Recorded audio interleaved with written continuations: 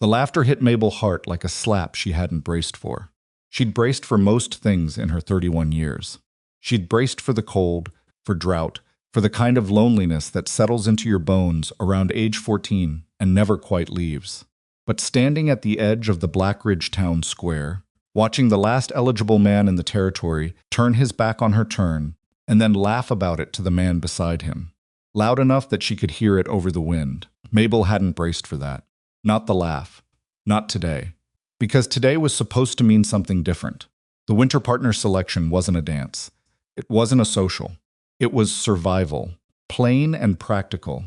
Before the cattle drives locked down for the season, and the mountain passes filled with snow, the frontier families of Blackridge matched up households that could help each other through the hard months.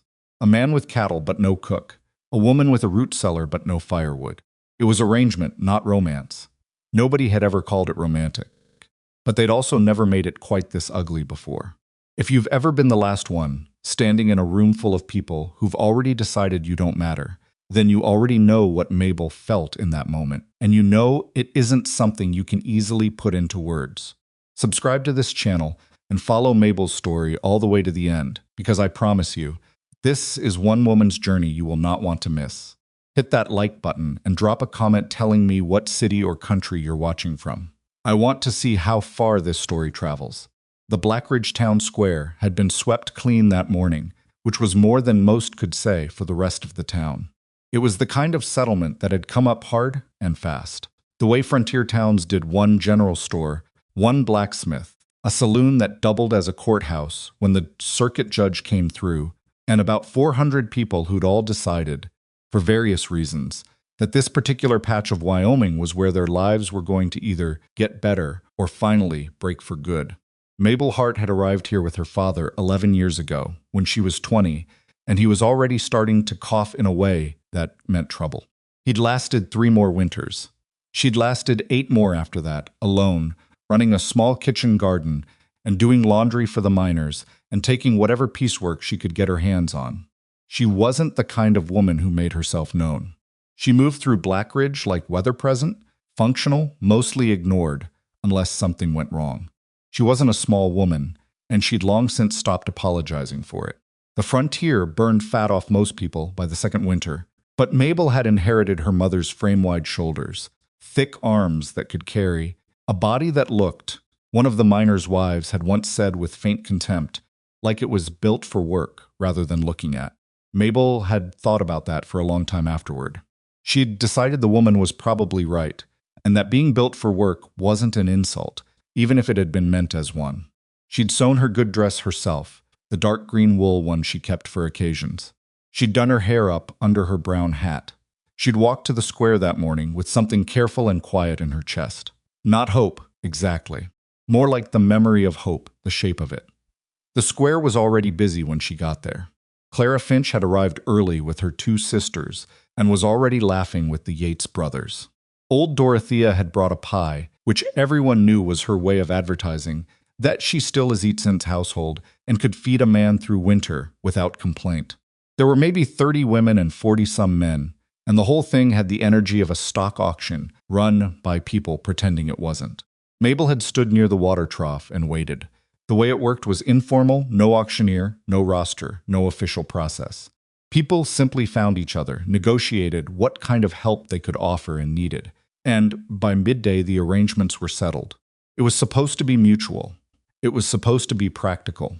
But practicality, Mabel had noticed over the years, tended to take a back seat when a woman had wide hips and a face that didn't arrange itself into something pretty on command.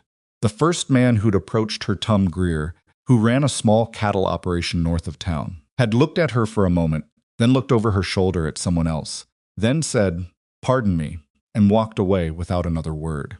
She'd watched him go across the square to young Patsy Wren, who was 17 and had yellow hair and a laugh you could hear from 50 yards. Mabel hadn't let herself feel anything about that. Tom Greer smelled like his horses and had never once cleaned under his fingernails in his life, and she didn't especially want to spend a winter cooking for him. That's what she told herself. The second man was Ellis Croft, who she actually knew a little.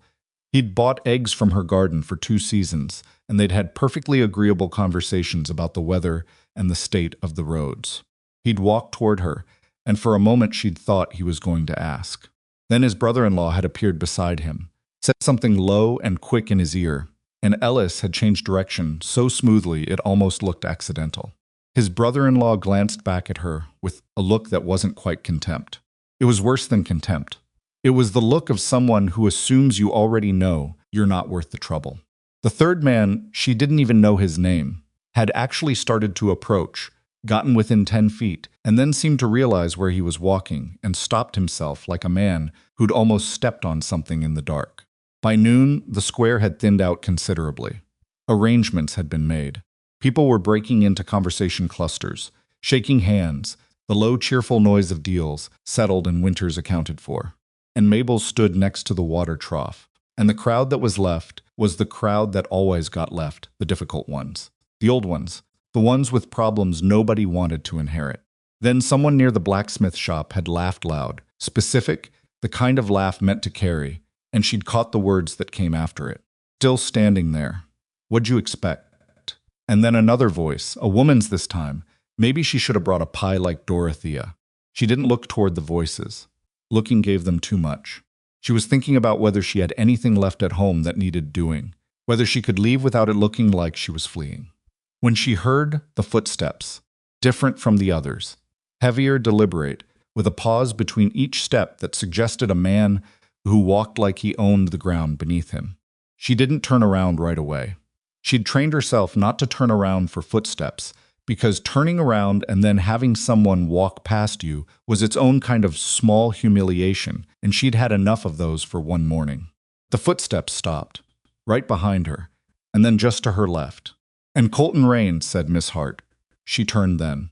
He was not a man you expected to see at a town gathering unless something was wrong. Colton Rains ran the largest cattle operation in the territory, 1,200 acres on the ridge, a herd that had once, in better years, numbered over 400 head. He was somewhere in his late 30s, angular in a way that wasn't quite thin, with dark eyes that had the particular quality of not moving when they were fixed on something. She'd seen him maybe a dozen times in 11 years, always at a distance, always moving somewhere with clear purpose. He was not someone who stood around. He was standing around now. Mr. Rains, she said. He looked at her for a moment without saying anything, and it wasn't rude exactly. It was more like he was making some kind of assessment and hadn't finished it yet. There was a strange formality to him, the stiffness of a man who'd decided at some point that warmth was a liability he couldn't afford. I'm looking for a practical arrangement, he said finally. Winter's going to be early and hard. I need someone who can manage a household, knows something about land and livestock, and won't fall apart when things get difficult. Mabel looked at him steadily. That's a list of qualifications, not a question. Something shifted in his expression. Not quite a smile, but the territory adjacent to one. I'm asking if you're available. The square had gone quieter around them. Mabel didn't need to look to know people were watching. She could feel it the way you feel a shift in wind direction. The quality of the attention around her changed, became something pointed. I'm available, she said. Then we have an arrangement. He said it like he was signing a deed. She waited for something else, some explanation, some acknowledgement of the strangeness of the moment. He didn't offer one. He simply said, I'll bring a wagon by your place tomorrow morning, gave a brief nod, and walked back the way he came. The murmuring started before he'd gone 20 feet. Mabel stood next to the water trough and breathed in and out carefully, and told herself she didn't care what any of them were saying. She told herself she was a practical woman, and this was a practical arrangement, and it didn't mean anything except a roof and heat through the hard season. She was lying to herself, but it was a useful lie, and she'd learned not to be too hard on herself about useful lies. That night she sat at her table and looked at the walls of her small house and thought about what she knew about Colton Rains. What she knew was this: his wife had died 4 years ago. Fever. They'd had no children. The ranch had been struggling since then. Everyone knew it, even if no one said it directly. Because no one wanted to say something bad about a man like Colton Rains where it might get back to him. He had a temper that wasn't loud, which was somehow worse than the loud kind. He dismissed his last 2 hired hands for reasons that nobody had been able to get a straight answer on. He was not, by any measurement, a comfortable man. She looked at the supplies she'd laid out on the table. Her kitchen tools, her medical kit, the 3 good wool blankets she owned, the notebook where she kept records of her garden yields and weather patterns, and the things she'd observed about the land around Blackridge over 11 years of paying close attention to it, because she'd had nothing else to pay attention to. She packed them all, not because she'd decided anything, because she was a practical woman, and practical women pack before they decided, so that when they decided, they were already ready. The wagon came at 7 in the morning, 15 minutes early, which she counted as information about him. He sat on the bench with his coat collar up against the cold that had already started seeping in from the north, and he said nothing when she came out with her trunk. Climbed down and took the trunk from her without asking whether she wanted help, loaded it into the wagon bed, and climbed back up. She climbed up beside him. They rode in silence for almost 20 minutes before she said, "How long since this water situation started?" He looked at her sideways. "What water situation?" "The creek on your north quarter. I saw it from the road last spring. The flow was off. Too thin for the time of year. Something's blocking the source upstream or the ground shifting." She paused. "That's not a guess. I've watched that creek for 6 years." He was quiet for a moment. 3 months, he said finally. "Maybe 4. Before the frost. Before the frost." She nodded, filed that away, and went back to watching the road. He glanced at her again. A longer look this time, and then turned back to the horses without saying anything. But there was something in his shoulders, she thought. A fractional change in how he was holding them. Less like a man keeping something locked, and more like a man wondering if he might be able to put it down. She didn't say anything else. She'd learned a long time ago that saying too much too fast made people defensive, and defensive people stopped being useful to themselves. She'd say the rest when they got there. She'd say the rest when she'd seen it.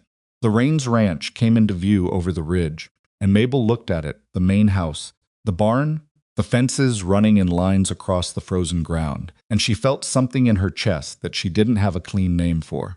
It was large. It had been beautiful once. She could see the bones of what it had been, even through what it had become, which was the kind of place where things were holding together, but only just, the kind of place where one bad winter might finish what several bad years had started. The kind of place that needed someone who knew how to hold things together. She looked at the North Ridge. She looked at the fence lines. She looked at the way the ground ran up toward the tree cover, and the particular color of the rock face in that direction. And she thought about something her father had told her years ago about the way underground water moved through limestone country. She thought, there's water here, more than he knows about. She said nothing about it yet. She climbed down from the wagon and picked up her bag and walked toward the house, and behind her she heard Colton Rains watching her go, the particular silence of a man trying to figure out what he'd brought home. She didn't know yet either, but she was starting to think it might be something neither of them was expecting. The door of the house was heavy and needed both hands to open properly, and the hinges were slightly off, and the cold inside was nearly the same temperature as the cold outside, which told her the firewood situations was worse than she'd guessed. Mabel Hart set her bag down on the bare table, looked around the room, and got to work. The fire was the first thing she fixed, not because it was the most important problem. She'd already counted at least 6 things that were more structurally urgent than the fire, but because a cold house made everything else harder, including thinking, and Mabel Hart had survived 11 Wyoming winters by understanding that warmth wasn't a comfort, it was a working condition. She found the woodpile around the back of the house, which was less of a pile and more of a suggestion. Whoever had been stacking it had been doing so without any real system, and the result was that the dry wood and the wet wood had gotten mixed together so thoroughly that finding a piece that would actually catch required sorting through half the pile first.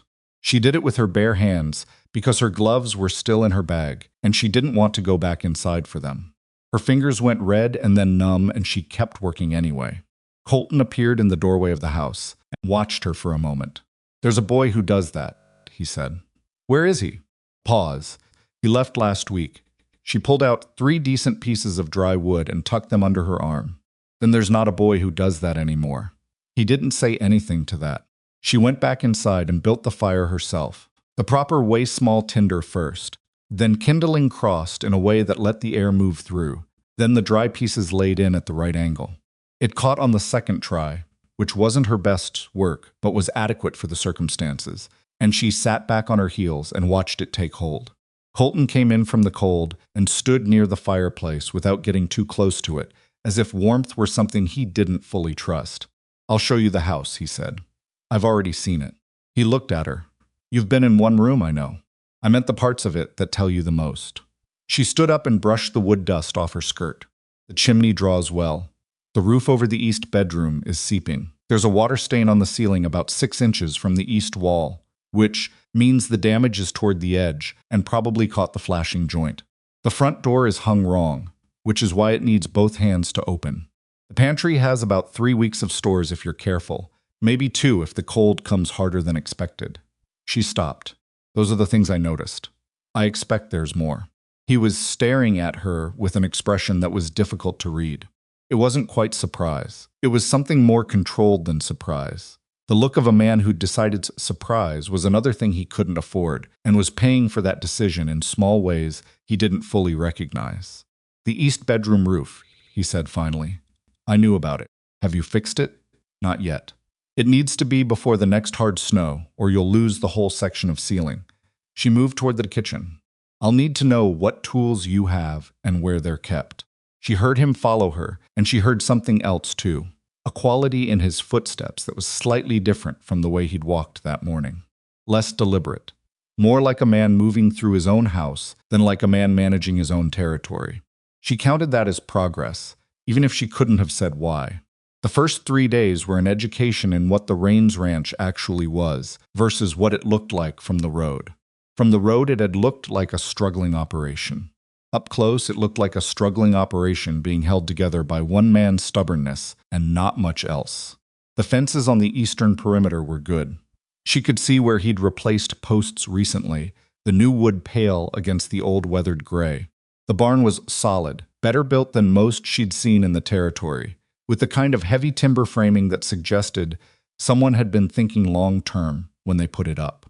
The cattle themselves were in reasonable shape, though thinner than they should have been going into winter, and she counted only about 90 head where there had once, by rumor, been 4 times that. The water situation was worse than she'd guessed from the road. The creek that fed the northern pasture was barely moving, a thin gray thread between frozen banks, and when she walked its length on the second morning, following it back up toward the ridge, she could see where it had been full once. Cut of the bank, told the story. High water marks a foot above where the surface sat now, ground that had been wet all summer gone pale and cracked. Whatever was supplying this creek from above had been reduced significantly, and recently. She stood on the frozen bank and looked up toward the ridge and thought about limestone. Her father had been a man who paid attention to rock. He'd come west from Ohio, where the ground was different, and he'd spent his first years in Wyoming, trying to understand how water moved through this kind of country. He'd explained it to her in pieces over those years, how limestone country held water underground, the way a sponge held water, how it moved through channels you couldn't see from above, how the surface was often a lie and the truth was 40 feet down, how sometimes a shift in the ground, a small collapse in the rock, could redirect an underground stream entirely without anything on the surface telling you it had happened. She looked at the rock face on the north side of the ridge. She looked at the color of it, the gray-white of limestone, running in a seam across the face, and she looked at where it went, and she thought about the fact that the creek had been fine until 3 or 4 months ago, and she thought about what could change in 3 or 4 months, and she started to have a thought that she didn't say out loud yet because she wasn't sure enough of it. She needed to look at the north side of the ridge, up close. That would take a full day she didn't have yet, so she filed it away and went back to the house, where there was a pantry to reorganize and a ceiling to worry about. Colton Rains was a man of almost no small talk, which suited Mabel fine because she wasn't much for it herself. Their first real conversation, meaning a conversation that was about something other than logistics, happened on the 4th evening, when she'd made a stew from what she could find in the pantry, and they were sitting on opposite sides of the table eating it. He'd been quiet through most of the meal. Then he said, without preamble, "You worked the frontier before. Your father's place. Yes, you know livestock." "I know enough. My father ran sheep before he got too sick. Not cattle. but the principles carry. She paused. I also know how to read land. He looked at her across the table. What does that mean? It means I pay attention to what the ground tells you. Drainage patterns, rock types, where water goes and where it comes from, where the soil stays loose even when everything else freezes. She pushed a piece of potato around her bowl. Most people don't look at those things. They look at what's above ground and take it at face value. And you don't. My father said the most important things about a piece of land are underground. The roots, the water, the rock. She ate for a moment. He was mostly right. Colton was quiet. She'd noticed he went quiet, not when he had nothing to say, but when he was processing something, turning it over. It was a different kind of silence from the one most men used, which was usually the silence of not listening. What do you see when you look at this land? He said. She thought about whether to tell him yet. The North Ridge idea was still forming. She hadn't walked it, hadn't confirmed anything. She didn't want to give him a hope that didn't materialize. I see water, she said carefully, or the possibility of it. There's something on the North Ridge I want to look at, before I say more. He didn't push. She respected that. After a moment he said, Why did you agree? Yesterday at the square. She looked at him, because you asked. Others didn't. Others didn't ask either. She held his gaze. You asked. I answered. It's not complicated. It was, of course, at least a little complicated, but she didn't think the complication was any of his business yet, and possibly ever. He looked down at his bowl. People will assume things. People already assumed things before we left the square, she said. I've been living with people's assumptions since I was old enough to understand what they were assuming. It doesn't change how the work gets done. Something moved across his face. Not quite discomfort, but related to it. Like a man being shown something in a mirror that he'd managed to avoid looking at directly. I didn't choose you out of pity, he said. I know. He looked up. You sound very certain of that. A man who pities someone doesn't look at them the way you looked at me in the square. She picked up her bowl. You looked at me like you were making a business decision. That's fine. So was I. She took her bowl to the kitchen and left him sitting with that. Cattle disappeared for the first time on the 5th night. Not many 4 head, which was significant but not catastrophic. But the way they disappeared was the problem. The fence on the western perimeter was intact. There were no tracks through the snow to speak of, which meant whoever had moved the cattle had either done it before the snowfall or knew how to cover a trail. Colton found it in the morning and stood staring at the gap in the herd count with a look on his face that was flat and cold in a way that made Mabel think this had happened before. When was the last time? She said. He looked at her sideways. Last time what you lost cattle this way. A long pause. Twice in the fall. 3 head the first time, 2 the second. He turned back to the herd. I thought it was predator at first. Mountain lion, maybe. But it wasn't. No tracks, no blood, no carcasses. He pulled his coat collar up against the wind. Mountain lions leave evidence. Men don't always. She looked at the perimeter fence intact, as she'd noted, and then at the western tree line, which ran along the edge of the property toward a long slope. Who's on the other side of that tree line? Fletcher Wade's land. She'd heard that name in Blackridge. Vaguely. The way you heard names of men who moved through a town without being quite part of it. He run cattle? He runs everything. Colton's voice went flatter on those words, which was different from his usual flatness in a way she noticed. He's been trying to buy this land for 3 years. I've told him no 3 times, and after you told him no. He looked at her directly then, a real look, measuring. The water started going. Fall of last year, she held his gaze. You think he's involved with the creek? I think a man who wants something badly enough will find ways to create the conditions that make you desperate enough to sell it. She thought about that for a moment. The creek running thin, the cattle disappearing in neat numbers, the land drying out at exactly the rate that would make a man start to wonder if he'd made a mistake staying. It was patient. It was calculated. It was the kind of thing that was very hard to prove. What's on your land that he wants badly enough for all this? She said. Colton looked at the ridge. I don't know. I've wondered. Could be the winter grazing access to the eastern pass. If he controls this land, he controls the best route to the lower valley. Could be something else. He paused. I just know he wants it. He won't get it, Mabel said. Colton looked at her with that same measuring expression. You sound very certain of that, too. I'm certain of some things, she said. I get wrong sometimes, but not usually about land. She went back inside to get her coat and her father's notebook, because she'd decided she was going to walk the northern ridge that day, whether she had the time for it or not. The walk up to the ridge was harder than she'd anticipated. The ground was uneven under the snow, and she went through to her knee twice in the first quarter mile, which soaked through her boot and left her with a cold, wet foot for the rest of the morning. She didn't go back. A cold, wet foot was annoying. A collapsing ranch was a disaster. The limestone seam she'd spotted from below was bigger than it looked from the creek.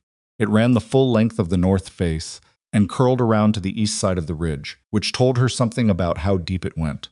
She walked its length with her hand on the rock face, feeling the texture of it, looking for the things her father had taught her to look for, the dark patches that meant moisture, the small fissures where the rock had given way, places where the ground below the seams was softer than it should be.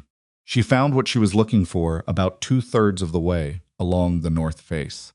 There was a depression in the ground, roughly 12 feet from the rock face, not dramatic, just a bowl shape in the earth, about 4 feet across, partially filled with dead leaves and snow. But the snow at its center had a slightly different quality, grainier, with a faint crust that suggested it had thawed and refrozen, which meant there was warmth coming up from below. In December, when the ground should have been frozen solid for 6 weeks. She crouched down and pressed her palm flat against the snow. Cold, but not the deep, unmoving cold of frozen earth. There was a give to it, the faintest suggestion of give, the kind you only felt if you were looking for it. She dug down with her hands, through the snow and into the earth below, and about 8 inches down the soil, changed darker, damper, the kind of soil that stayed close to water. She kept digging, and at about a foot down she hit rock, and the rock was wet. Not frozen. Wet. She sat back on her heels in the snow and the cold and the wind, and looked at what she'd found and thought about what it meant.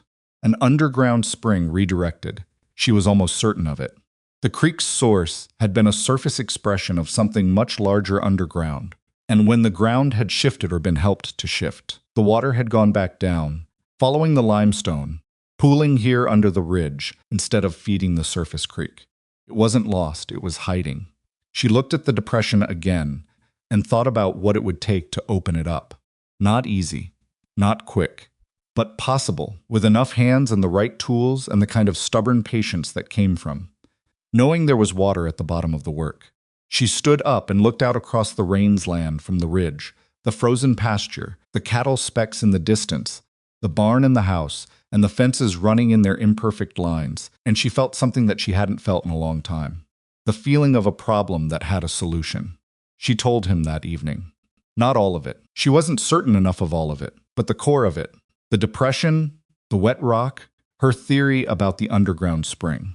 She spread her father's notebook on the table and showed him the sketches she'd made raw, quick, not pretty, but accurate. And she explained what she thought had happened to the water and what she thought might be done about it. He listened without interrupting, which she'd already learned was his way. When she finished, he was quiet for a long moment. "You're saying the water is still there," he said. "I'm saying I think it is. I'm saying the evidence points that way. I'm not saying I'm certain, because I haven't dug far enough to be certain. But if you're right, if I'm right, this ranch has a water source that doesn't depend on the surface creek, one that Fletcher Wade can't redirect or block, because it's under rock he doesn't own." She paused.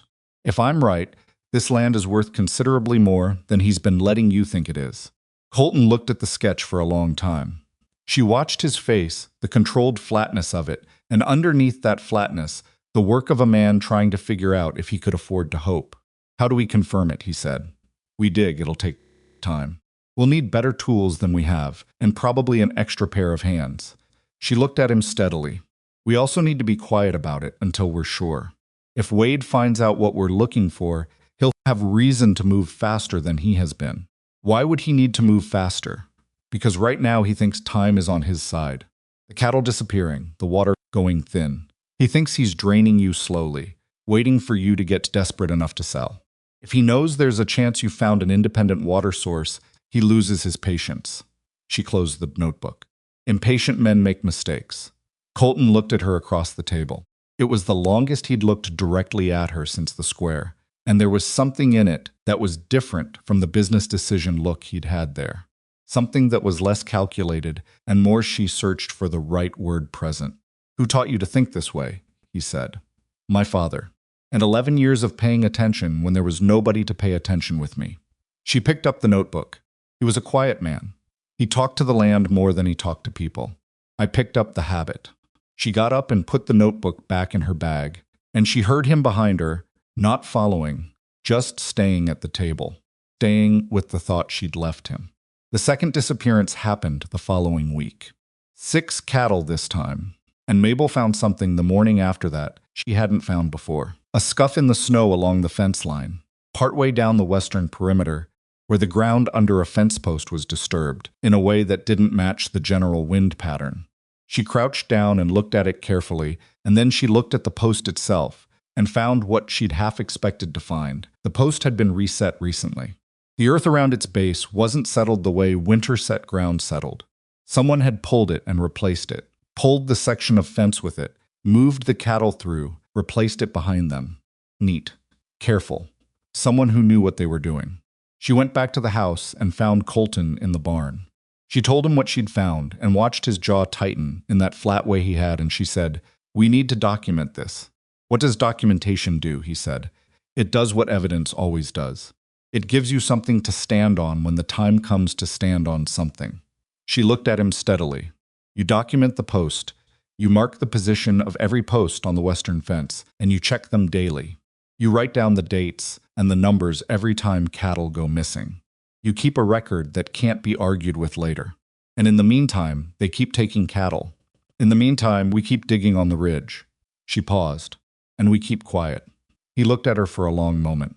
She could see the frustration in him, the particular kind that came from being a man accustomed to direct action, being confronted with a situation that required patience instead. It wasn't pretty on him. He was clenching and unclenching his right hand at his side in a way she doubted he was aware of. "Colton," she said. It was the first time she'd used his first name. He noticed, she saw him notice. "You've been fighting this alone for a year," she said, "and it's been working against you because that's what he wants. He wants you reactive, not strategic." She held his gaze. "You chose me at that square because you thought I could help. Let me help." Something moved across his face, something that went through several things at once and came out the other side, looking almost raw. He looked away first, toward the barn door and the frozen pasture beyond it. "Fine," he said. The word came out rougher than he probably intended. "Fine," she agreed, and went back to the ridge. The digging took 4 days. She started it alone, because the ground was harder than she'd hoped, and the work required a particular kind of patience that she wasn't sure Colton had in him yet. By the second day, he was up there with her, not because she'd asked, but because he'd come to the ridge to check on her progress and found it harder to leave than he'd expected. He dug without much conversation, which was fine because the ground required concentration, and the cold made talking uncomfortable anyway. On the 3rd day, they hit the shelf of rock she'd expected, and following it northeast turned up a fissure that, when she lay flat on the frozen ground and pressed her ear to it in a way that probably looked insane, produced the faint, unmistakable sound of moving water. She sat up and looked at Colton, and she said, "It's there." He looked at her with that look again, the almost raw one. "How far down?" "Not far. Another 3-4 feet. Maybe less." She stood up and brushed snow off her coat. "There'll need to be a channel cut to direct it toward the pasture. That's the harder part, but the water is there." He was quiet for a moment. Then he said, "You were right. My father was right. I just remembered what he told me." "That's not nothing," Colton said. She looked at him.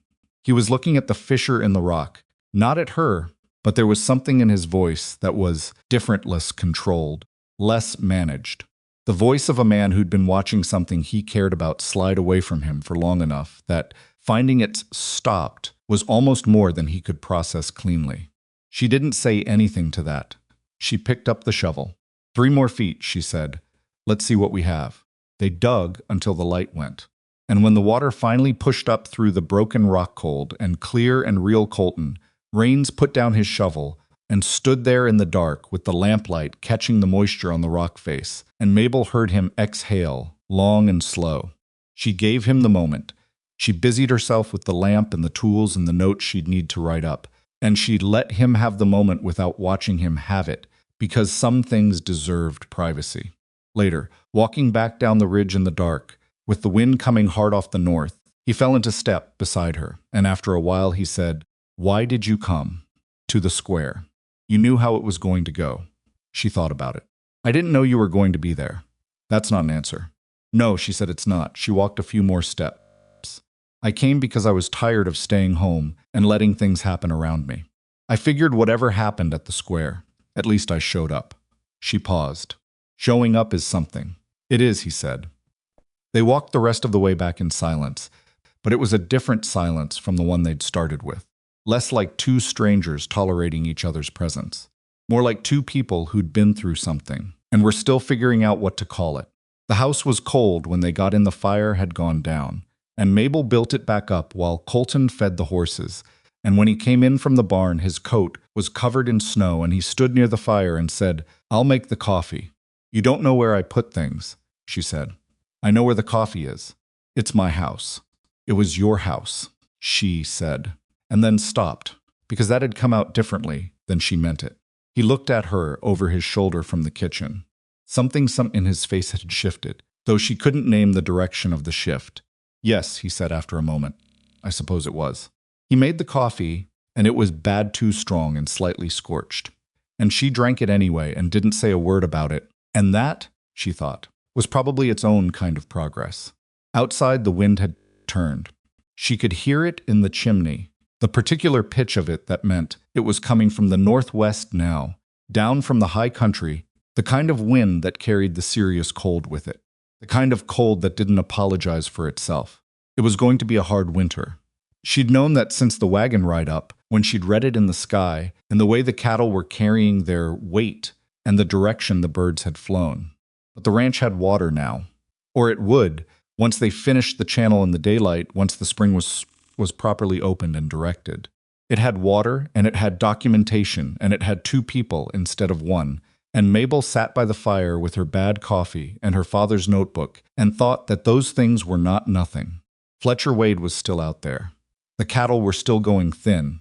The fence posts on the western perimeter still needed watching every day, and the east bedroom seal needed fixing before the next heavy snow, and there were about 40 things wrong with this situation that weren't going to be made right quickly or easily.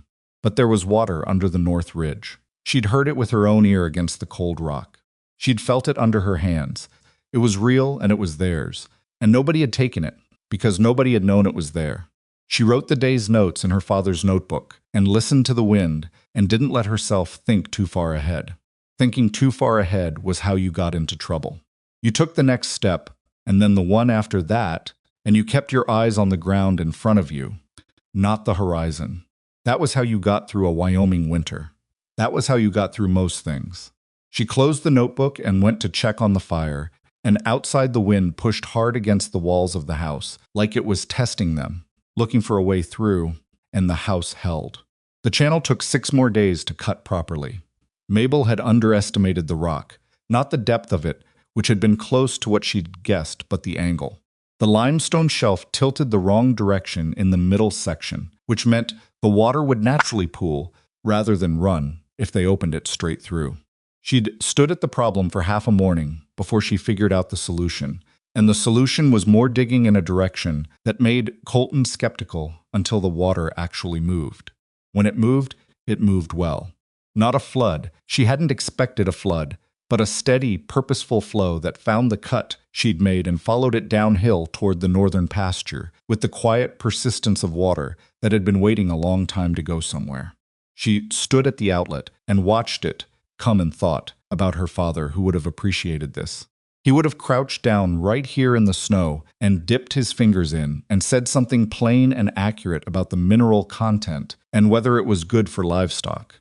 She dipped her fingers in. It was cold and clean and carried a faint taste of limestone that would fade once it settled into the ground. "It's good water," she said. Colton was standing 3 feet behind her. He'd been quieter than usual the last 2 days, and she hadn't pressed it. She'd learned already that pressing Colton reins produced less information than waiting for him. He came to things in his own time. It was annoying sometimes, but she respected it more than she would have respected the alternative. "How long before the cattle can use it?" he said. The channel needs another 2-3 days to settle and clear. After that, she stood up and dried her hand on her coat. As long as the flow holds, you've got water through the winter without depending on the creek. And if Wade finds out, he will eventually, she said. But by then, we'll have documentation of the spring location, and it's clearly on your property. He can't claim it. She looked at the water moving in the cut. He can try to block it, but that's harder to do quietly than redirecting a surface creek. Colton said nothing for a moment. Then you keep saying we. She looked at him. He was looking at the water, not at her. I do, she said. You've been here 2 weeks. I'm aware of how long I've been here. He finally looked at her, and there was something uncertain in it, a quality she hadn't seen in him before and suspected he didn't show often. I'm not saying it's wrong. I'm just noting it. You can note it, she said. I'll keep saying it anyway. She picked up her tools and started back down the ridge, and after a moment she heard him follow. The channel was documented in her notebook measurements. Position, depth, direction of flow on a page she dated carefully, and then copied onto a separate sheet of paper that she folded and put in the inside pocket of her coat. She wasn't sure yet what she'd do with the copy, but having one felt like the right kind of caution. Her father had told her once that the land itself never lied, but the people around land lied constantly, and the best defense against a lie was a fact written down before the lie was told. She was starting to understand, in the specific texture of daily life on this ranch, the kind of pressure Colton had been living under for the past year. It wasn't dramatic. There was no single moment of confrontation, no obvious battle line. It was the slow kind of pressure that wore at things. The cattle numbers dropping in 1s and 2s, the water running thinner week by week, the accumulated weight of small losses that individually meant nothing, but together meant everything. The kind of pressure designed to make a man feel like he was failing by degrees, in ways too small to fight directly. She had started checking the western fence line herself every other morning, rotating with the days Colton did it. She kept a tally in the notebook. Since she'd identified the post-resetting method, whoever was doing it had shifted approach. The numbers were smaller now, 1 or 2 head at a time, and the method was less clean. She took that as confirmation that they'd noticed someone was paying attention. Impatient men made mistakes, she'd told Colton. She was watching for the mistake. It was on a Tuesday morning, 17 days after she'd arrived, that she found the cut fence. Not a reset post this time, actual cut. 3 wires snapped clean through with something heavy, 2 sections down from the northwest corner. Fresh cut done in the night. She crouched and looked at the ends of the wire and the ground nearby and read what she could from it. 2 sets of boot prints in the snow, moving parallel, both coming from the Wade side of the tree line. They'd come prepared this time. Tools, not improvisation. She followed the prints back to the tree line carefully, staying to the side of them so as not to disturb them. And at the edge of the trees, the prints became complicated. More people, the ground trampled enough that she could count 4 sets of boots, maybe 5. They'd been waiting there for a while before making their move. Long enough that the snow around their waiting spot was compressed and discolored. She went back and found Colton at the barn. Cut wire, she said. Northwest corner. 4 or 5 men waited in the trees first. He went still in that way he had. How many cattle? I haven't counted yet, but the cut is clean and deliberate. This wasn't opportunistic. They were making a point. What point? She looked at him. That they're done being patient. He was quiet for a long moment. She watched him work through it. The flat, controlled expression, and underneath it, the thing that was not flat and not controlled. The anger of a man who'd been tolerating something past the edge of what a man should have to tolerate. We need to tell someone, she said. In town. The sheriff, the land office Summian, who isn't Wade's man. I don't know who isn't Wade's man in this county, he said flatly. Then we figure it out.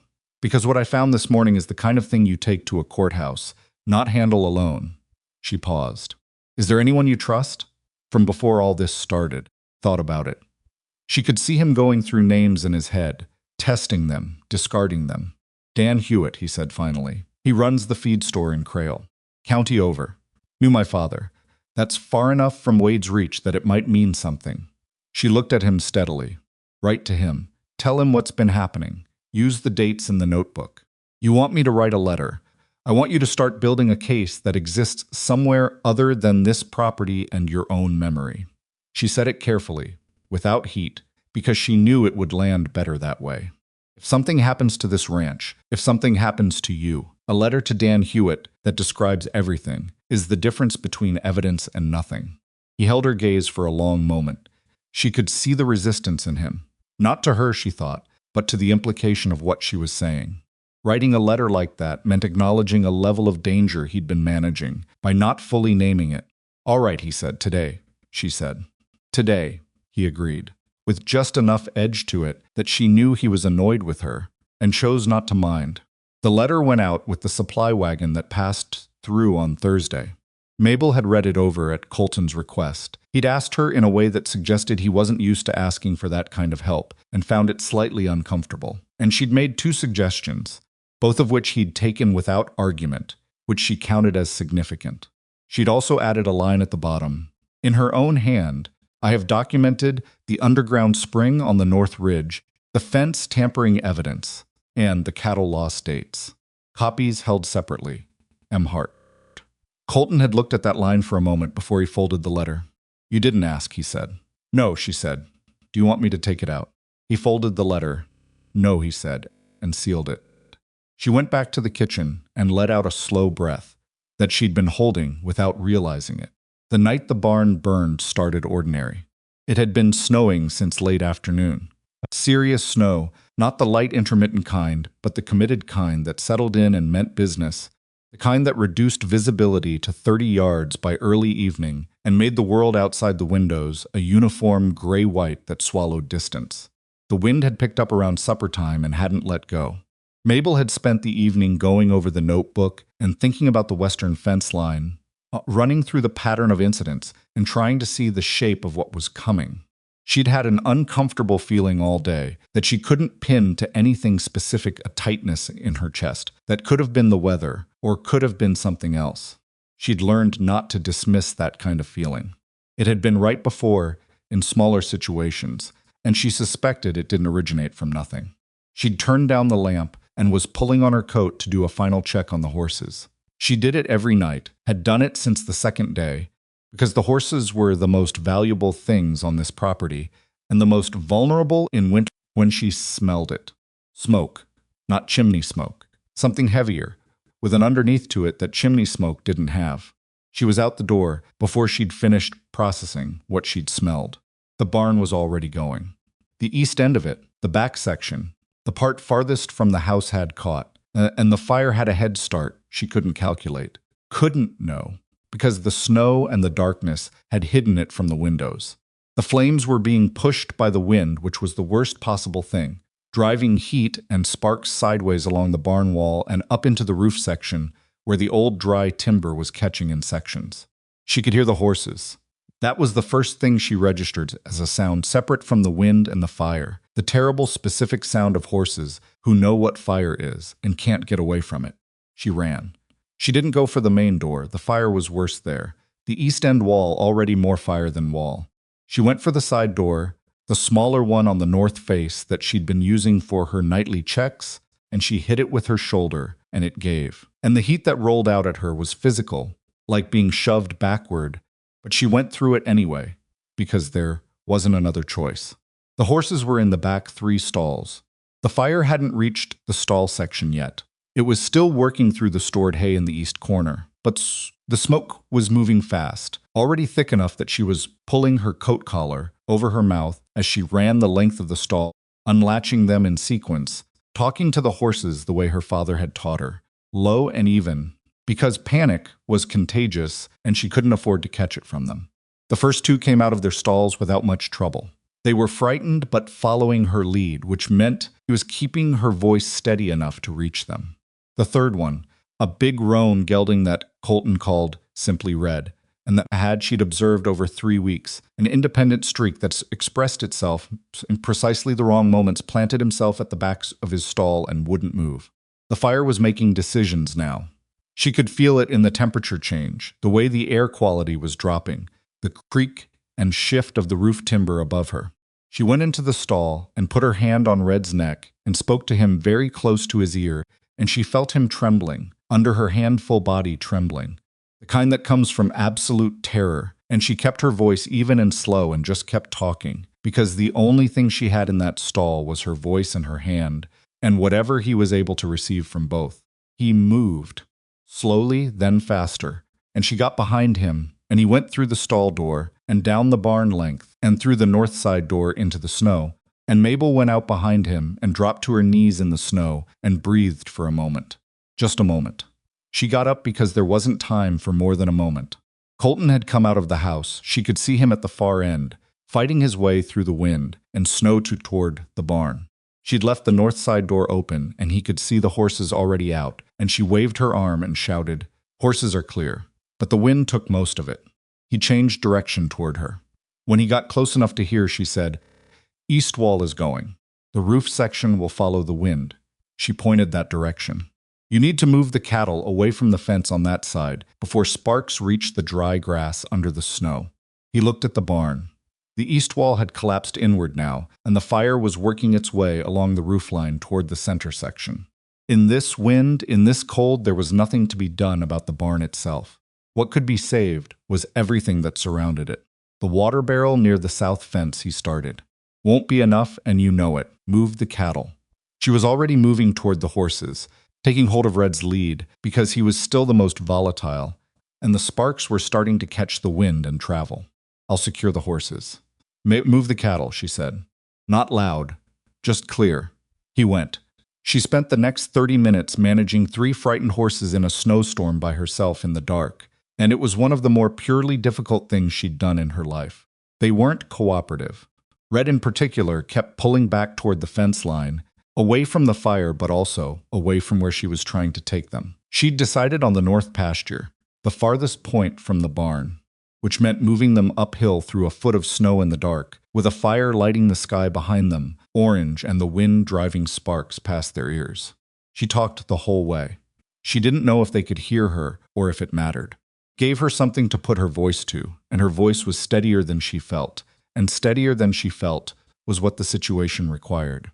They made the north pasture.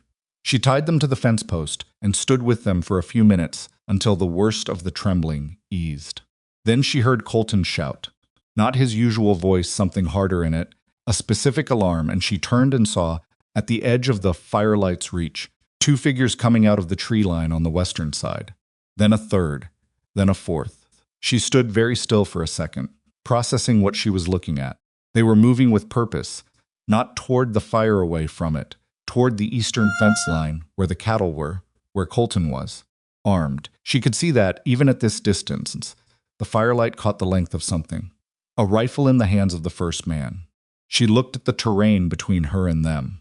She looked at the canyon cut, the narrow gulch that ran along the north face of the ridge, the one she'd passed a dozen times going up to dig the spring channel, the one that in daylight was just a feature of the landscape, but in this snow and wind and dark was something different. Something that would be very easy to get into, and very hard to get out of, if the wind stayed from the north, piling snow into the mouth of it. She went for Colton. She came at him from uphill, which put her above the men's line of sight, and she got to him before they'd crossed the fence line. And she said, low and fast, "Canyon cut, north face. Move right now." He looked at the men. She saw him calculate. "There are 4 of them," he said. "I know, canyon cut. That's away from the cattle. The cattle are less important than you walking away from this." She took hold of his arm. "Come on, right now before they have the angle." He moved. She gave him full credit for that. He moved without arguing further, which meant he trusted her enough in this moment to follow without seeing the whole map. She didn't have time to feel anything about it. She was watching the men's position as she and Colton went uphill through the snow, watching the firelight and the shadow and the way the men were moving. They hadn't seen them yet. The fire was behind Mabel and Colton, which meant Mabel and Colton were in shadow, from the men's perspective.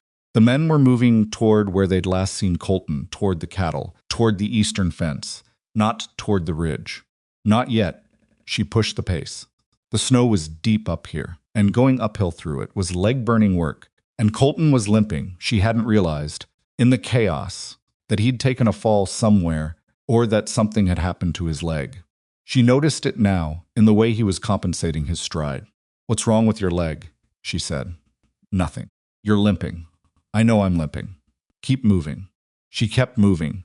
They reached the entrance of the canyon cut, and she went in first, pulling him in behind her, and the walls of the gulch rose on either side, and the wind, which had been blowing directly into their faces on the open ridge, dropped abruptly, blocked by the rock walls. The silence after the wind was almost startling. She stopped and listened. Below them, she could still hear the fire. The barn was going fully now. She could hear it in the bass note of the burning, the sound of structural timber giving way in sequence. She felt it somewhere in her chest, that sound, because she knew what that barn had meant to this ranch and what it was going to mean to replace it. She pushed that aside. Later for that. She couldn't hear the men, which meant they were either still far enough away or the canyon walls were blocking sound from that direction. She looked at Colton, who was breathing harder than the climb alone would account for, and she could see in the available firelight that his face was tight in a way that was injury, not exertion. "What happened to your leg?" she said again quietly this time. "Fell on the ice near the barn. Went down on my knee." He said it like it was a minor administrative fact. "I'm fine." She looked at his knee without touching it. Even in the dimness, she could see the way the trouser leg was pulling at a swelling that hadn't been there this morning. "You're not fine," she said, "but fine enough to walk." "Yes." "Then we stay in the canyon and we go north, not back down to the pasture. The canyon comes out past the ridge line. I've walked it. It's longer, but it puts us above them." "Above them, why?" "'Cause they don't know this land the way I do." She looked at him. "I've been walking every inch of this property for 3 weeks. They haven't. We go north and high, they go east and low, and the storm does the rest."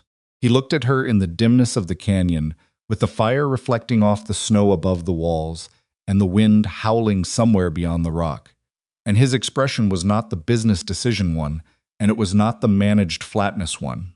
It was something she hadn't seen from him before, something that was simply one person looking at another person and finding them, in that specific moment, more than they'd expected.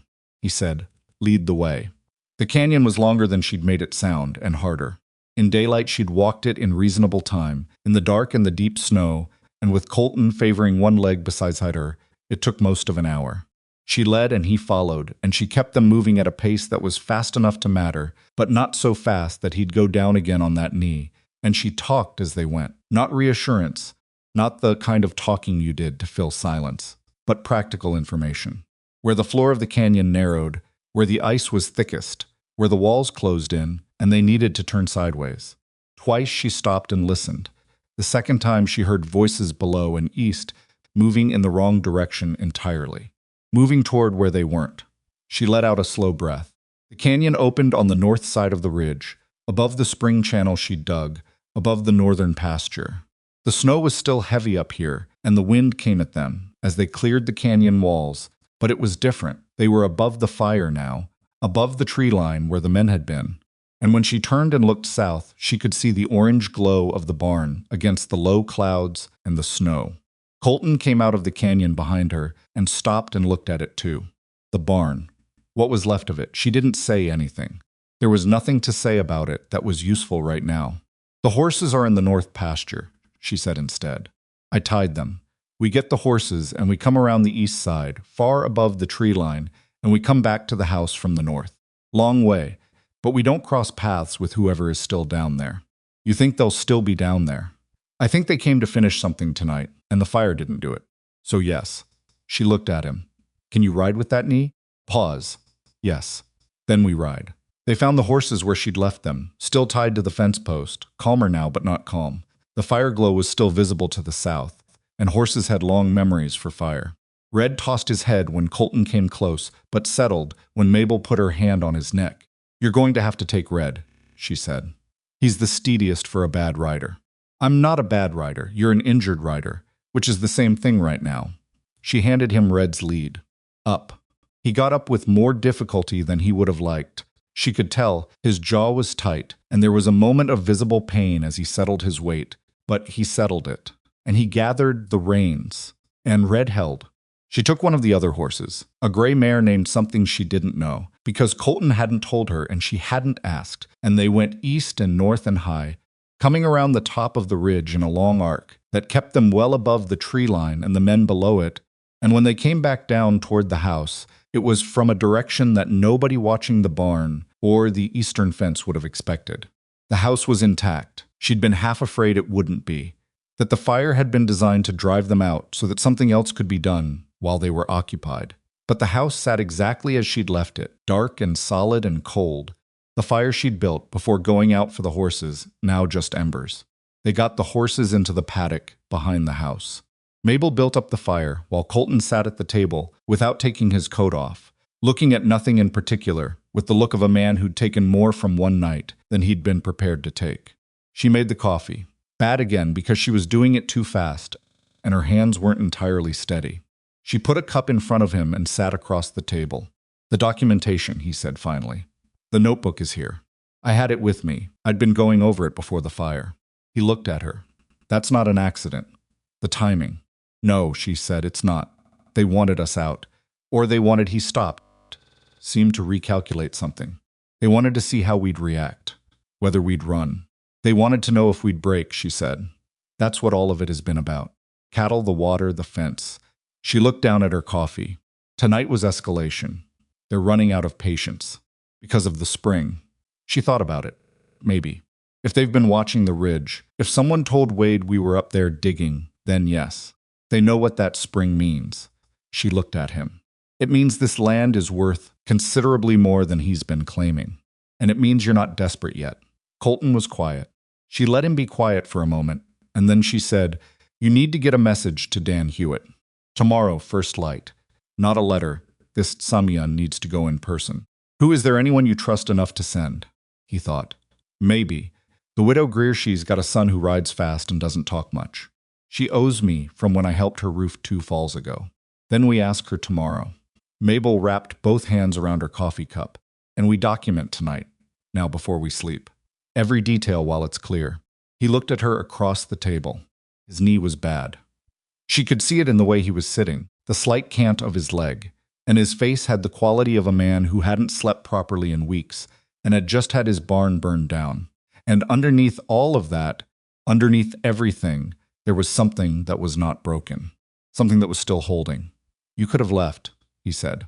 "Tonight, when it started, you could have taken a horse and gone." She looked at him. "I could have. Why didn't you?" She thought about how to answer that, whether to give him the practical answer or the true answer, and whether in this case they were the same thing. "Because this is my ranch too," she said. "For the winter." It wasn't the whole truth, and she thought he probably knew that, but he didn't push it, just looked at her for a moment with that expression she still didn't have a complete name for. And then he said, "Notebook." She got the notebook. She opened it to a fresh page and wrote the date at the top, December. Hard winter, Wyoming, and she started documenting. And he talked, and outside the wind was still going, and the barn was still burning itself down to cold ash, somewhere in the dark. And the house held, and they worked until the lamp burned low, and the details were all on the page. And there was nothing left to do until morning came and brought with it whatever it was going to bring. Morning came gray and without apology. Mabel was up before the light properly arrived, which was a habit she'd carried so long she couldn't remember starting it. She'd slept maybe 3 hours on the chair near the fire, her coat still on, her boots still laced. When she woke, the fire had gone to coals again, and the cold had crept back into the room, and her neck ached from the angle she'd been sitting at. And she was aware, in the specific bodily way that came after a night like the one they'd had, that she was not 22 anymore, and that her body was going to make note of that for the next several days. She built the fire up without waking Colton, who had finally fallen asleep at the table around 2 a.m. with his head on his folded arms, which was not a position lap she'd have chosen for a man with a bad knee, but was better than nothing. She looked at him for a moment, the particular vulnerability of a person asleep, the way all that controlled flatness simply wasn't there, and then she went to the window. The barn was a ruin. She'd known it would be.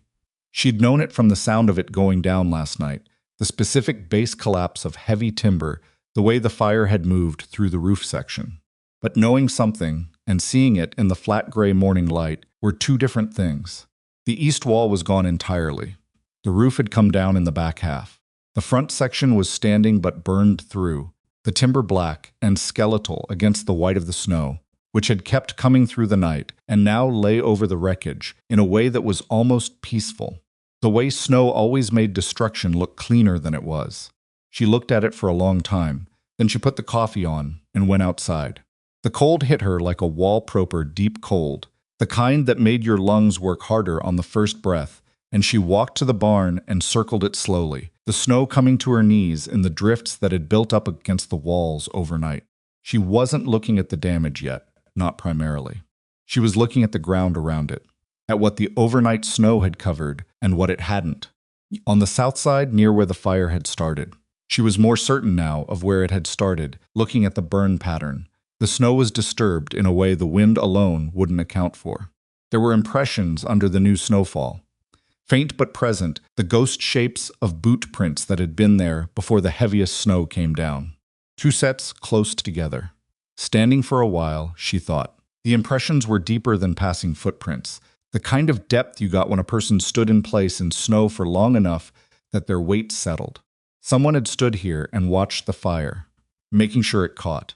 She took off her glove and pressed her palm flat against the south wall at ground level. What was left of it, the boards blackened but not fully consumed. She moved along it slowly, feeling for something specific, and she found it about 6 feet from the corner, a section of board that felt different from the others. Not just fire damage.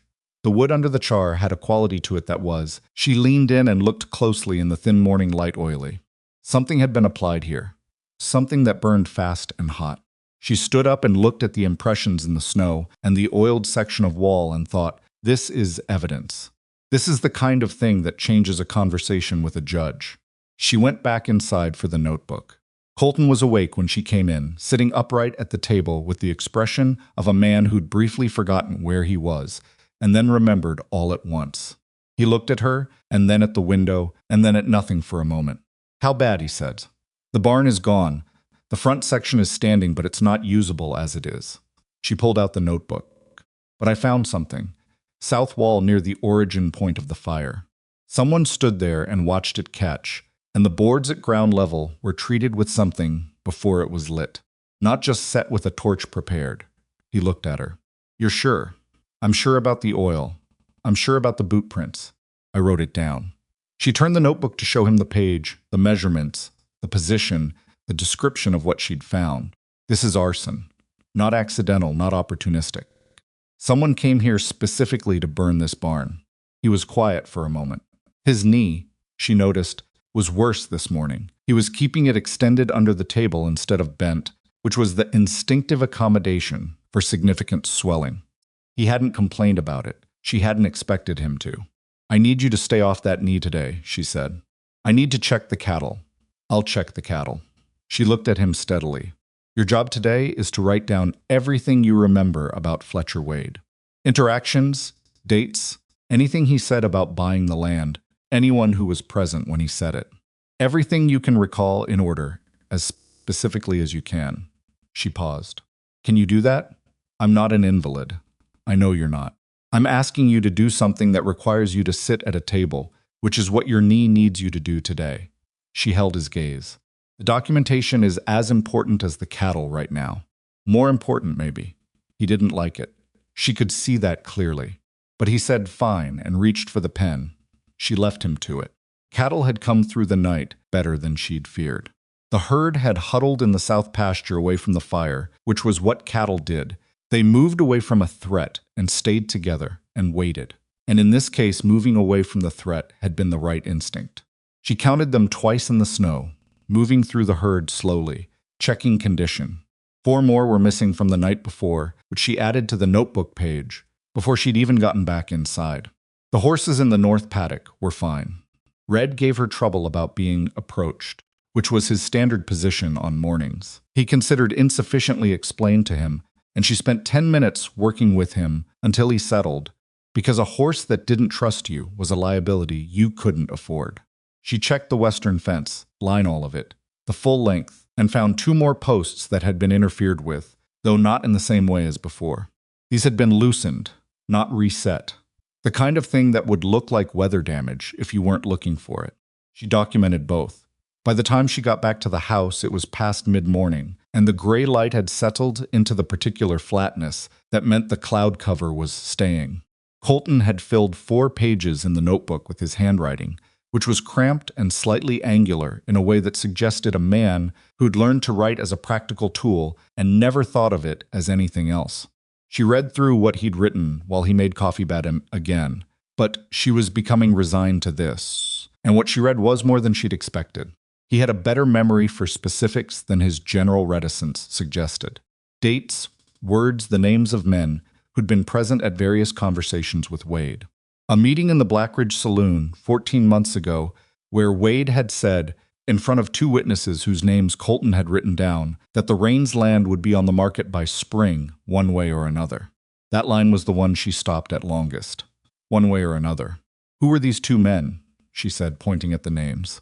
Dawson Pruitt and Cal Ferrer. Pruitt runs the mill at the creek crossing south of town. Fair Colton set a cup down in front of her. He's a cattleman, small operation, doesn't have much love for Wade. They had a dispute over water rights 2 years back. Would they testify to what they heard? Pruitt, maybe.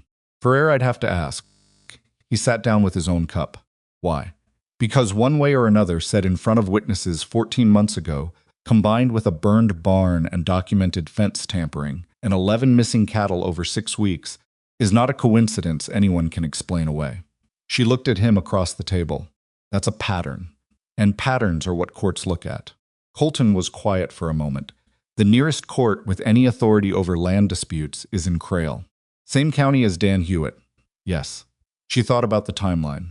How long it would take for Hewitt to receive the letter. How long for a response. How long before anything official could be set in motion. The winter was deep and the passes weren't reliable. None of this was going to move quickly. We need to survive the winter first, she said. Keep the cattle alive. Keep the ranch functioning, not give Wade any reason to escalate further. She paused. But we also need those witnesses. I can write to Ferrer.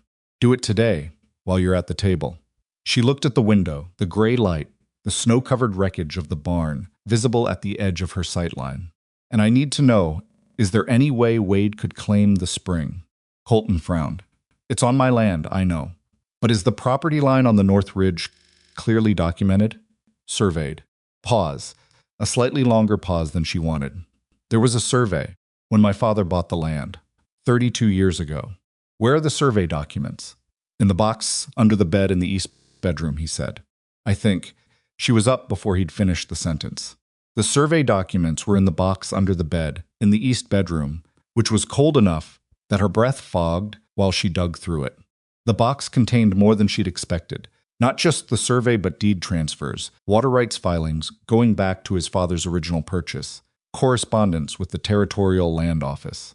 It was disorganized in the way that things accumulated over decades, rather than being filed with any system. But the documents were there, and they were largely intact.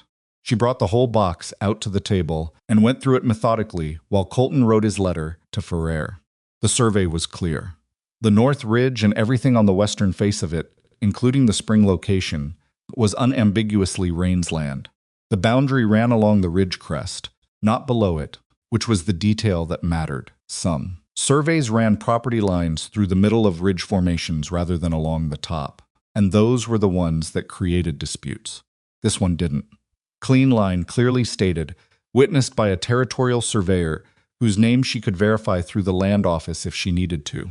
She also found something she hadn't expected. A water rights filing from 26 years ago, made by Colton's father, that described a spring on the northern property as a water source for livestock. The filing predated any involvement of Fletcher Wade in this part of Wyoming by at least a decade, which meant there was documented prior claim to the water. Your father filed for water rights on the spring, she said. Colton looked up from his letter. What? 26 years ago. He must have known it was there, or suspected it. He filed a prior claim with the territorial office. She held up the document. This is dated and witnessed and stamped by the land office. He stared at it. She could see him processing what that meant. His father had known, or guessed, and had been careful enough to file the paperwork, and the paperwork had sat in a box under a bed for 26 years without anyone understanding what it was worth. He never said anything about a spring, Colton said. He might not have been sure. Or the spring might have been smaller then. These underground sources shift over time, especially in limestone country. He might have found evidence of it and filed the claim speculatively. She set the document carefully to one side. It doesn't matter why he did it. What matters is that he did. Colton looked at the document for a long moment. She let him look. My father was a careful man, he said finally, quietly, in the way that wasn't about the document anymore. He was, she said, even though she'd never met the man. She said it because it was clearly true, and because Colton needed to hear it, said by someone outside his own head. She added the water rights filing to her growing list of documents and kept going through the box.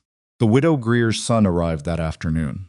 His name was Pete, and he was 17, with the particular angular ungainliness of a boy whose height had arrived before the rest of him caught up, and he rode fast in the way his mother had apparently promised and sat his horse outside the house without coming in until Mabel went out and told him to come inside before he froze.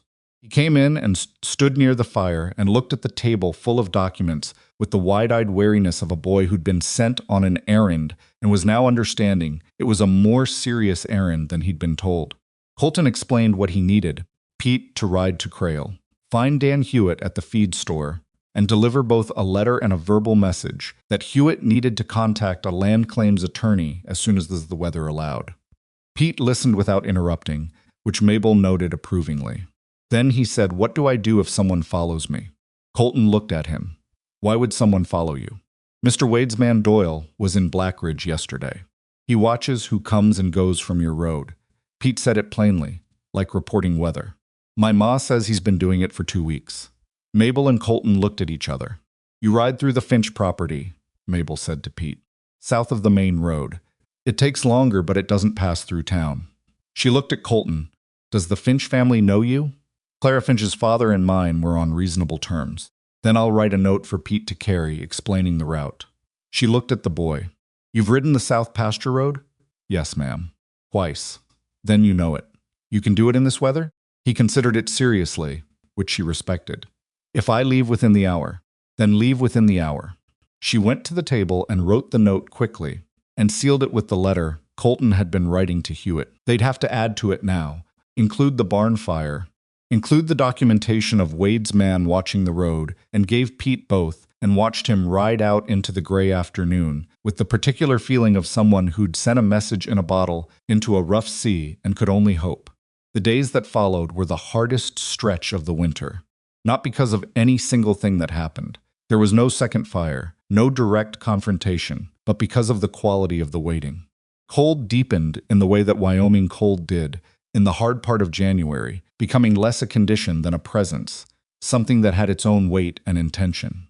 The cattle needed constant attention, breaking the ice on the water troughs every morning, supplementing the frozen pasture grazing with the stored hay that was going faster than Mabel wanted, watching for signs of cold stress in the herd, and moving the most vulnerable animals to the section of South Pasture that caught the most afternoon light. The spring channel held. She checked it every other day, and it held. The flow was slower in the deepest cold, but it didn't freeze, because the source was far enough underground that the surface temperature couldn't reach it.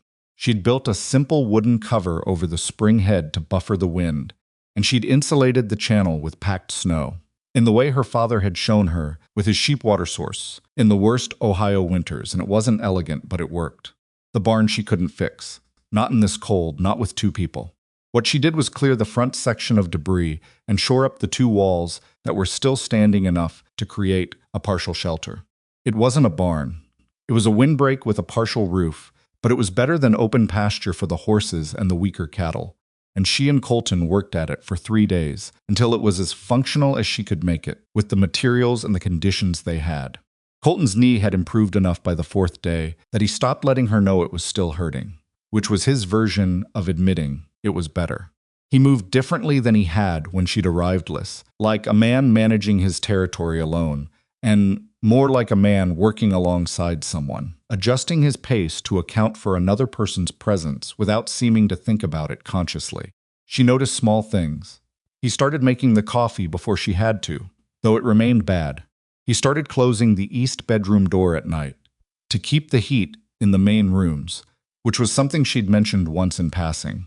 He stopped explaining his decisions to her as if she might argue with them, and started discussing them as if she might have useful input, which was different. She noticed these things and did not remark on them. What she did remark on, one evening when the wind was going hard and they were sitting by the fire after supper, was the document box. "I went through the rest of it today," she said. He looked up from the piece of harness he was mending. "And your father filed on the Eastern Pass access too. There's a right-of-way document cattle drive access through the North Canyon. Predates Wade's ownership of the adjacent land by 15 years. She kept her voice even. If Wade controls this ranch, he controls that right-of-way. Every cattleman who drives through that pass in spring owes him passage fees." Colton went still. "That's what he wants," Mabel said. "It's not the land for its own sake, or not only that. The pass access. This property controls the best route to the lower valley. Whoever owns it controls the movement of cattle for every operation in the Eastern Territory every spring. He stopped. That's hundreds of operations. At whatever rate he wants to set." She looked at him. "This isn't personal, Colton. This is commerce. You're sitting on a piece of land that's worth 10 times what you've been told it's worth, and he's been slowly convincing you it's worth nothing." He set down the harness. The firelight moved on his face, and she could see him recalculating. Going back through the year's events, with this piece of information inserted, watching everything rearrange itself around it, the way a picture rearranged itself when you found the detail you'd missed. "He said that," Colton said slowly, 2 years ago. "He said the Eastern Pass would be toll-gated eventually. The territory would require it," he said. He mentioned it like it was a general thing, not specific to this land. "But you remembered it." "I remembered it because it seemed like an odd thing to bring up. He was telling you what he wanted and seeing if you'd understand what he was saying." She looked at him steadily. "You understood something was off, even if you didn't know what yet." He was quiet for a long time. Outside, the wind pushed at the walls and the fire made its sounds, and the house held its warmth against both of them. "We need to tell the other cattlemen," he said. "Yes, but not until we have the legal position secured. If you tell them now, before you have the documentation in front of a court, Wade moves faster. He has enough money to file first and bury you in paperwork while you're trying to survive winter." She leaned forward. "We wait for Hewitt's reply. We wait for spring. And we keep this ranch alive until then. And if he escalates again before spring," she looked at him, "then we handle it." He looked back at her. "You keep saying that, like it's simple. It's not simple. I just don't see the use in treating it as impossible." He was quiet for a moment, and then he said something she hadn't expected. "I didn't know what I was getting when I asked you at the square. I want you to know that I know that now." She looked at him carefully. "What did you think you were getting?" "Someone practical. Someone capable. Someone who wouldn't," he stopped, seemed to decide on a different word, "dissolve." "I don't dissolve." "No," he said. "You don't." He picked up the harness again. "I've known capable people before. People who could manage a situation. What I didn't know was," he turned the harness in his hands, "that you'd care about it. The land. Like it mattered to you." She thought about how to answer that. Whether to answer it directly or sideways, the way she usually handled things that were more personal than practical. "It does matter to me," she said finally. "I don't entirely understand why. I've been here less than a month. But I watched you working that channel in the cold, and I saw what this land meant to you, and somewhere in there it started mattering to me too." She paused. "Is that strange?" "No," he said quietly. "No, it isn't." They sat with that for a while, and it wasn't uncomfortable. It was the kind of silence that had something in it rather than nothing. The kind that two people fell into when they'd said enough of the true thing that the rest of it could wait. Dan Hewitt's reply arrived 3 weeks after Pete had ridden out. Came through Pete again. The boy had apparently decided he was now the official courier for whatever this situation was, and had ridden back without being asked the moment he had something to carry. He arrived at mid-morning on a Tuesday, slightly frostbitten at the ears, and handed over the letter with the air of someone who understood he was carrying something important and was pleased about it. Hewitt's letter was direct and practical, which told Mabel something good about the man before she'd finished the first page. He'd received their documentation. He'd spoken to an attorney named Giles Pratt, who handled land claims for the territorial court. Pratt's assessment, based on what Hewitt had described, was that the documented pattern of interference, the cattle theft, the fence tampering, the fire, the prior statement about the land being on the market one way or another constituted grounds for a formal complaint. He needed the original documents, specifically the water rights filing and the survey, and he needed at least one sworn witness statement. He also wrote, in the second-to-last paragraph, something that Mabel read twice. Pratt says the right-of-way document on the Eastern Pass access is significant. He has a client, another cattleman from the North Territory, who has been in a separate dispute with Wade over pass access. Two complaints together carry more weight than one. She handed the letter to Colton and watched him read it. When he finished, he set it down on the table and looked at her with the closest thing to relief she'd seen on his face. Not the release of the problem. The problem wasn't released, it was still fully present and was going to require months of careful work. But the specific relief of a person who's been fighting alone and discovers they're not alone anymore. Pratt needs to meet with us, Mabel said. When the pass is clear enough to travel, that's 6-8 weeks, I know. So we prepare everything in the meantime. Every document organized and copied. Witness statements drafted. I can help you write them in a form Pratt can use. The full record of incidents, dates, everything. She looked at him. By the time the pass is clear, we hand him a case that's already built. He just has to carry it to court.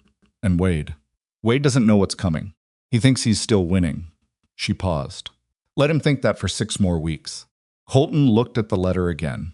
Then he looked at her. Farrah wrote back, he said. I didn't tell you. It came with Pete's delivery. He'll testify. He was there when Wade made that statement. He says he's been waiting for someone to do something about it for 14 months. She let out a breath. Good, Pruitt too. Farrah says Pruitt will testify if asked formally. 2 witnesses, 2 sworn statements, the water rights document, the survey, the right-of-way filing, the documented incidents in her notebook, the arson evidence she'd photographed in her own detailed notes, the letter with Wade's statement. She thought about the shape of it, the way the pieces fit together. It wasn't complete yet. There were gaps that would need work and questions she couldn't answer, and things that might not go the way she was planning them. She knew that. She'd been on the frontier long enough to know that plans and outcomes rarely matched exactly, and that the gap between them was where things got hard. But the structure was there, the bones of it, and bones were what you built from. It was on the last Thursday of January that the men from town arrived. Not Wade's men, not this time. It was a group of 5 from Blackridge itself, riding in under a sky that had cleared for the first time in 2 weeks, and Mabel saw them from the window while she was working at the table and felt her stomach tighten before she understood why. She recognized 2 of them. Ellis Croft, who had changed direction at the partner selection. Tom Greer, who had walked away to Patsy Wren without a word. She didn't know the other 3 by name. Colton came in from the paddock and saw them through the window, and his expression went neutral in a way she'd learned, meant he was preparing for something he didn't want. What do they want? She said. I don't know yet. Take a guess. He looked at the riders for a moment. They heard about the barn. They want to see how bad it is. Why? Because in Blackridge, other people's disasters are currency. He put on his coat. I'll go out. I'm coming. He started to say something and then didn't. She put on her coat. They went out together and stood in the cold and watched the 5 men ride into the yard. Tom Greer was in front, which told her he'd appointed himself spokesman, which told her something about why they were here that she didn't entirely like. Greer pulled up and looked at the barn, the ruined shell of it, the blackened timber, the jury-rigged front section. He looked at it for long enough to make clear he was making an assessment. Then he looked at Mabel. Not at Colton, at Mabel. Miss Hart, he said, and his voice had something in it she couldn't quite read. Heard you had trouble. We had a barn fire, she said. We're managing. He looked at Colton. Rains. Word in town is Wade's pushing hard. That the cattle losses have been, he paused, significant. The cattle are alive, Colton said. His voice was flat in a way that Mabel recognized as controlled anger. What is it you want, Greer? Greer looked mildly uncomfortable. There's some in town who've been talking. About the Eastern Pass. About what Wade's planning if he gets this land. Mabel looked at him steadily. What have you heard? That he means to gate it. Charge passage. That it's not just Rain's land he's after. It's the route. She didn't let her face change. Where did you hear that? Ferrer mentioned it to Pruitt. Pruitt mentioned it at the saloon. Greer looked at her with something that was close to embarrassed. It spread. So much for keeping it quiet. She held down her immediate reaction and thought about what this actually meant, whether it was damage or whether it was, in some complicated way she hadn't planned for, useful. "So you came to see the damage," Colton said. It wasn't a question. Greer stopped. One of the other men, who she didn't know, spoke instead. "We came because if Wade gets this land, every one of us loses access to the Eastern Pass. That affects every cattle operation in this part of the territory." He looked at Colton directly. "We should have come sooner. That's the truth of it." The truth of it hung in the cold air between them. Colton looked at Mabel. She looked at him. She saw on his face the thing she recognized now as his version of asking a question without asking it. She looked at the 5 men on horseback and thought about Pratt's letter, and the missing witnesses, and the winter that still had months to run, and the gaps in the case that still needed filling. "Come inside," she said. "There's coffee." It was bad coffee. There was no fixing that. But the men came inside and they sat at the table, and Mabel spread the notebook open and began, carefully and precisely, explaining what she and Colton had documented over the past month, and what it meant and what they were planning to do about it. She watched their faces as she talked, the initial wariness giving way to something else. Attention, the real kind. The kind that came when people understood they were hearing something that mattered. Ellis Croft had gone red around the ears in a way that she thought might be shame, though she didn't look at him long enough to confirm it. Tom Greer was leaning forward with his elbows on the table. By the time she got to the Eastern Pass documentation, his earlier assessment-making quality entirely replaced by something that looked like a man who'd just understood what game had been played around him without his knowledge. "The right-of-way filing is solid," she said. "The attorney in Crail has seen the description of it. When the pass is clear, we take the original documents to Crail, and we file a formal complaint." She looked around the table. "Anyone who has evidence of their own regarding Wade's interference with their land, their water, their cattle adds it to the complaint. Multiple plaintiffs, multiple documented incidents." The unknown man who'd spoken outside said, "My name is Harlan Beck. Wade's man tried to buy water rights from me last fall. I have the letter he sent." He paused. "I kept it because something felt wrong about it." "Something was wrong about it," Mabel said. "Bring the letter when you come to Crail," Greer said slowly. "He's been buying up small pieces of land along the South Ridge, too. Strip here, a strip there. I thought it was just opportunism." "It's not opportunism," Mabel said. "It's strategy. Draw a line on a map from the pieces he owns. They're all in the corridor that would let him claim buffer land around the Eastern Pass. Make the right-of-way harder to enforce, even if the court rules in our favor." She looked at Colton. "Your father's filing predates all of it. That's the anchor." Colton was sitting at the end of the table with his arms folded, not talking, letting her run this, which she'd noticed he'd been doing more of lately.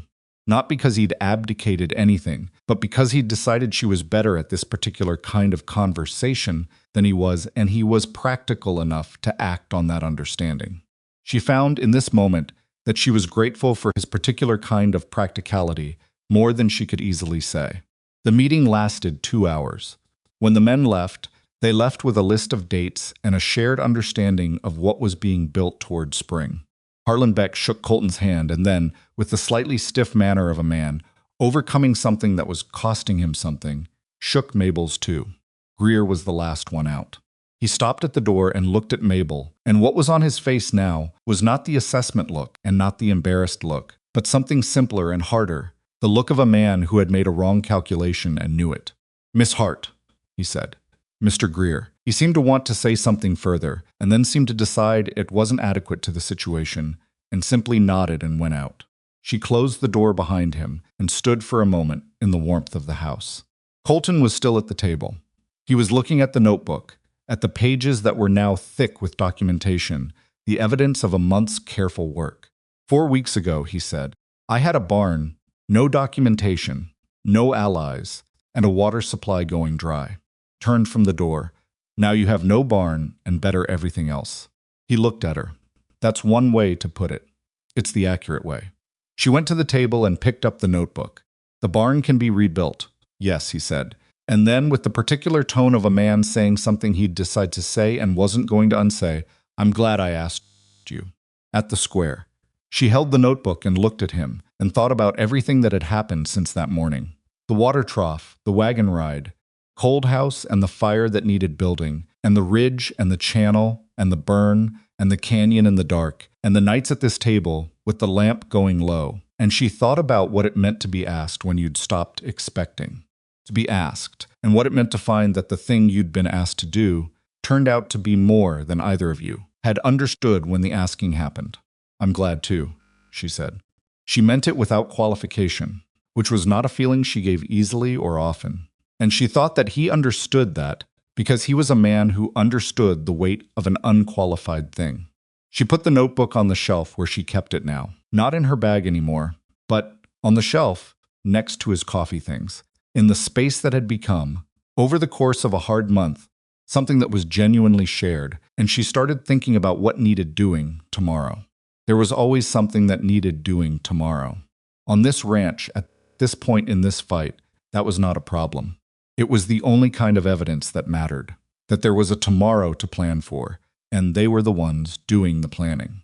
Outside, the cleared sky was turning toward evening, the first real sunset in 2 weeks showing orange and cold above the ridge, the light catching the snow on the ruined barn and making it briefly, accidentally beautiful in the way that things sometimes looked beautiful when they were on their way to being something better. Mabel looked at it through the window for a moment and then turned back to the work. February broke hard before it broke open. The last 2 weeks of the month brought the worst cold of the season, the kind that killed livestock in their sleep and pump handle split and made the simple act of walking from the house to the paddock a negotiation between a person and the elements that the elements didn't feel obligated to honor. Mabel's had seen bad winters before. This one had a particular quality of intention to it, as if the cold had decided to test everything that was left standing before it finally let go. She lost 2 cattle. Not to Wade, not to fence cutting or stolen drives, to the cold itself, the way the cold took the oldest and the weakest when it made up its mind. She found them on a Wednesday morning, lying in the south pasture, with the particular stillness of things that had subsisted in the night. And she stood there for a moment in the gray early light and felt the loss of them, the way you felt any loss you couldn't prevent. Not dramatically, not with any of the feelings that looked like feelings from the outside, but quietly, in the place behind the sternum where the accounting happened. She wrote them in the notebook. Date, position, condition, estimated cause. Then she went back inside and made breakfast, because there were still 83 cattle alive and they needed tending. Colton had started waking before her sometime in the 3rd week of January. She didn't know exactly when it had shifted, only that it had. He had the fire going when she came out now, and the coffee made, and she had stopped commenting on the coffee because she'd accepted that this was simply how he made coffee, and that was a thing about him she was going to live with. He was standing at the window when she came out that Wednesday morning, and he said, without turning around, too, "Yes, the old brindle cow and the young steer in the southeast corner.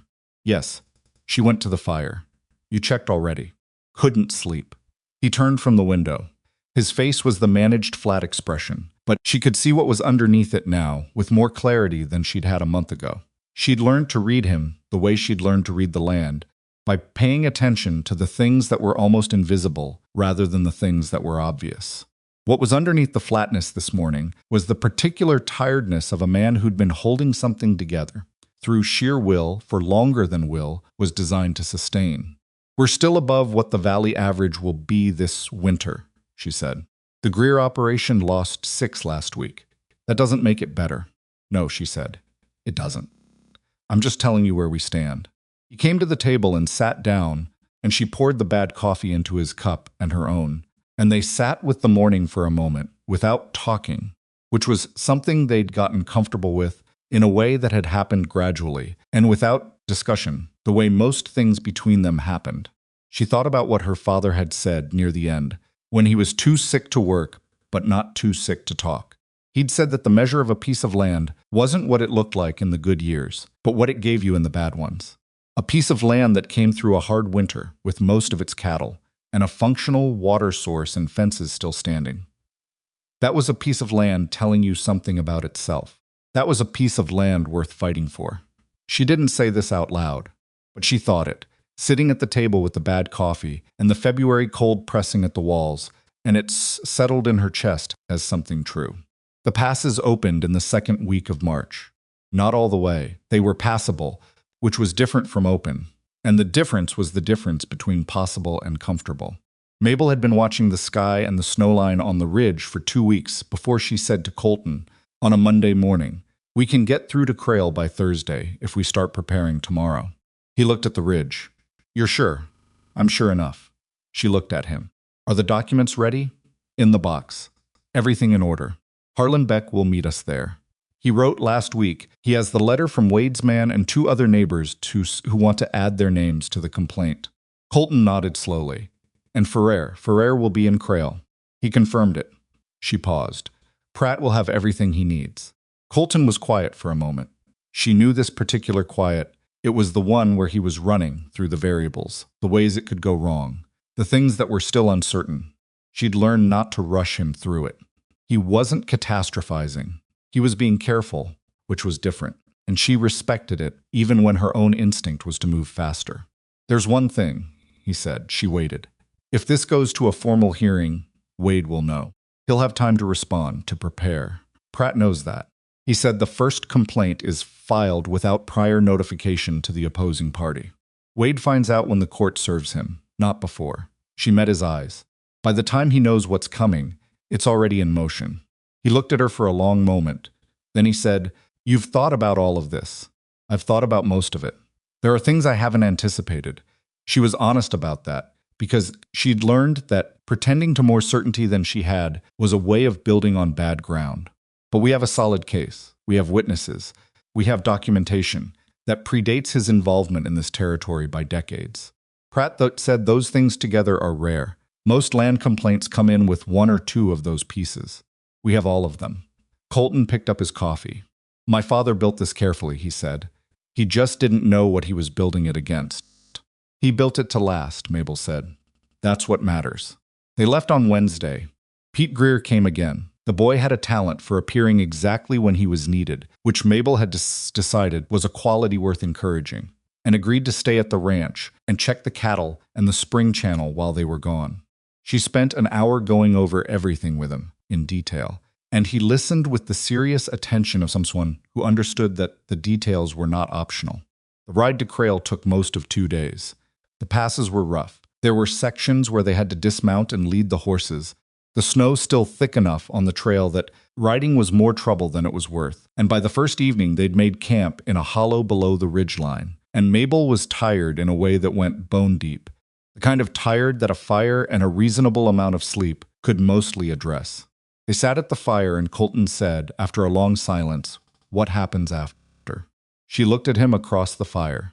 "After the hearing? After the winter. After all of it." He looked at the fire, not at her. "Your arrangement was for the winter." She was quiet for a moment. The fire made its sounds, and somewhere above them, the wind moved through the trees, and the night was very clear and very cold. "I know," she said. "I'm not asking you to leave," he said. The words came out with the particular stiffness of a man for whom this kind of directness was costing something. "I know that too." He finally looked at her. "I'm asking if you want to stay."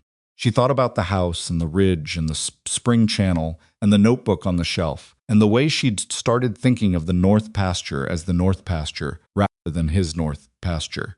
The way a piece of land worked its way into you when you'd spent enough hard time on it. She thought about standing at the partner selection with that careful, quiet thing in her chest. Not hope, the memory of hope, and what it had meant when he'd peered beside her with his coat collar up and his particular gravity and his completely unexplained decision to cross that square and stand next to her. "Yes," she said. He held her gaze for a moment and then looked back at the fire, and she could see something settle in him. Not the controlled settlement of a problem resolved, but the other kind, the kind that was warmer and more uncertain and meant something was beginning rather than ending. "The arrangement would need to change," he said. "I expect so," she said. He nodded, slowly, and they sat with that, with the beginning of it, the shape of something neither of them was going to name out loud tonight, because some things were better approached from the side, rather than head-on, and they were both, in their different ways, people who understood that. She looked at the fire and she thought, "This is not how I expected my life to go." She thought it without grief and without surprise, which meant she'd arrived somewhere. She hadn't mapped but recognized. Giles Pratt was a small man with a large desk and the habit of reading documents while other people were still talking, which might have been rude in another context, but in this one simply suggested a man who took paper more seriously than performance. And Mabel decided she liked him before she'd been in his office 10 minutes. He read through the full documentation, the notebook pages, the water rights filing, the survey, the right-of-way document, the letter with the witness names in silence, while Mabel and Colton sat across from him in chairs that were slightly too small for the space and drank water from a pitcher on the corner of the desk. When he finished, he set the last page down with the careful precision of someone returning something valuable to its proper place. The water rights filing, he said, is the cornerstone. He looked at Colton. Your father filed this in 1851? Yes. And this survey from 1849 establishes the property line on the ridge crest, not the midline. He tapped the survey document. I've seen 3 cases this year where the boundary placement was the entire dispute. This removes that question entirely. He looked at Mabel. You found both of these? In the document box under the bed, she said. They'd been there for 30 years. He looked at her with a brief expression that she couldn't fully categorize. Not quite admiration, more like the recognition one careful person had for another. The arson documentation, he said. The oil on the boards, you described it in detail, measured its position, described the boot prints. Have you done this kind of documentation before?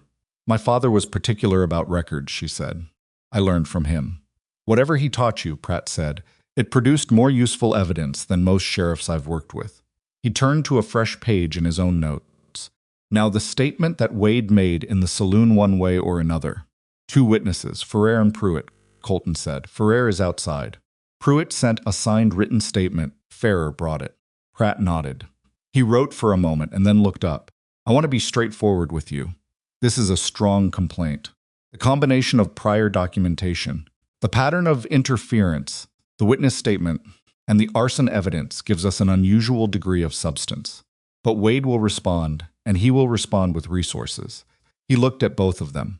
This will not be resolved in a single hearing. It will take time. It may take more than 1 court date. How long, Mabel said. The first filing goes as I expect 6 weeks to a formal hearing date, possibly 3 months for a ruling, depending on the circuit judge's schedule. He paused. There's a complication I want to name.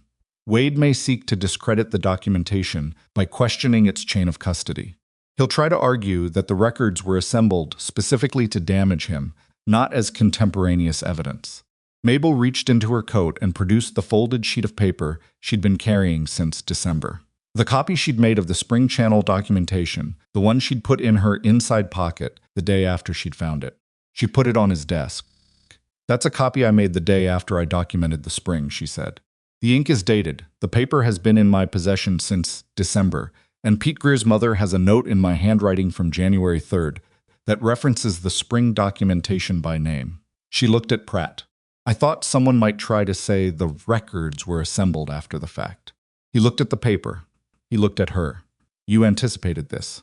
I anticipated that a man with resources would try to undermine what we'd built, she said. So I built it with that in mind. Pratt sat back in his chair and looked at her in a way that lasted long enough to be a statement rather than just a look. Then he said, to Colton, you made an intelligent choice of partner, Mr. Raines. Colton said, I know. He said it simply, without the stiffness she might have expected, and she heard something in it that was different. From acknowledgement, something that was closer to the word pride, though it wasn't a word she would have easily associated with him before this winter. The filing happened that afternoon. Harlan Beck was there with his letter and 2 of his neighbors, both of whom had similar stories approaches from Wade or Wade's men, slightly off conversations about water access and land value that had felt wrong at the time and been filed away.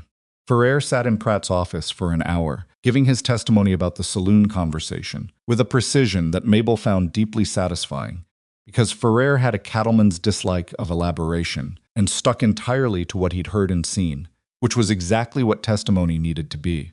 Pratt filed the complaint with the territorial court clerk before the afternoon was out, and when the paperwork was stamped and recorded and a copy given to Colton to add to the box, Mabel felt something shift in the quality of the problem. Not disappear, nothing so clean as that, but change category. It had been a private fight. Now it was a legal matter, which meant it existed in a world with rules that applied to everyone, including Fletcher Wade, and Wade's money couldn't make those rules not apply, only delay them. Delaying them was still a real risk. She knew that. She didn't let herself believe it was over, because it wasn't over. It was only properly started. But properly started was not nothing. They rode back through the passes in better weather than they'd ridden out, which felt like the land's way of not being needlessly difficult. The snowline was higher on the return. She could see bare rock on the south-facing slopes that had been white on the way to Crail, the first visible sign that winter was starting its long retreat. She watched the ridge as they came through the last pass and saw the Rains land below, the pasture-pale gold where the snow had thinned, the cattle specks in the south corner, the house and the shell of the barn and the lines of fence running in their imperfect, useful geometry. She saw the North Ridge, the Springs Ridge, and thought about the water running under it, cold and clean and patient, following the limestone toward the channel she'd cut. She thought, I know this land now. I know it the way you know something you've worked at in the dark. Colton was riding slightly ahead.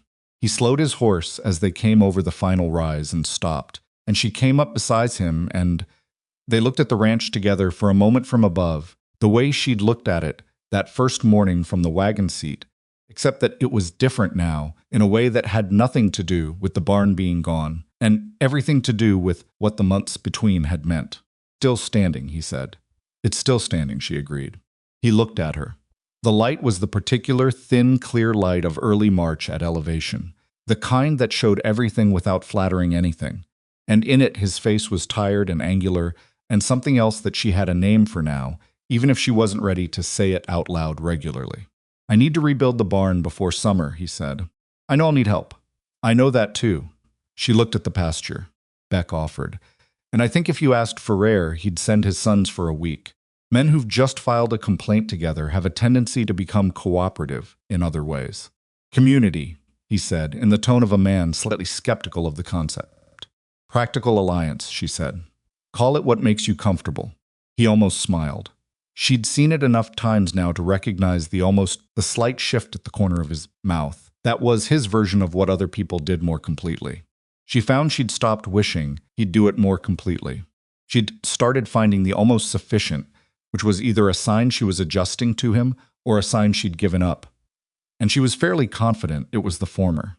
They rode down to the ranch, and Pete came out of the barn section, grinning with the particular grin of a boy who'd done a job well and knew it.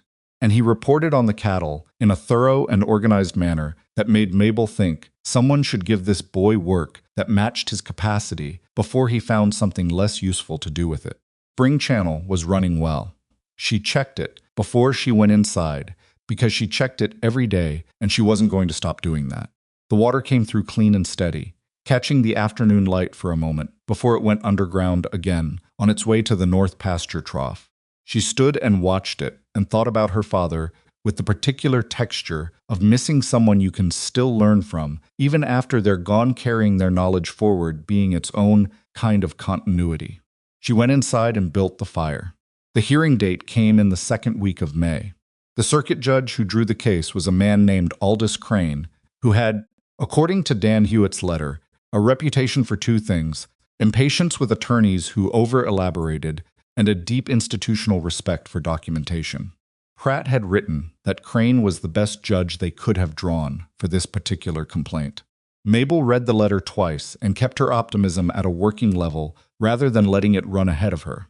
Wade filed a counter-response through his own attorney in the weeks before the hearing, a lengthy document that Pratt summarized for them in a shorter letter, and that essentially argued that the property line was ambiguous.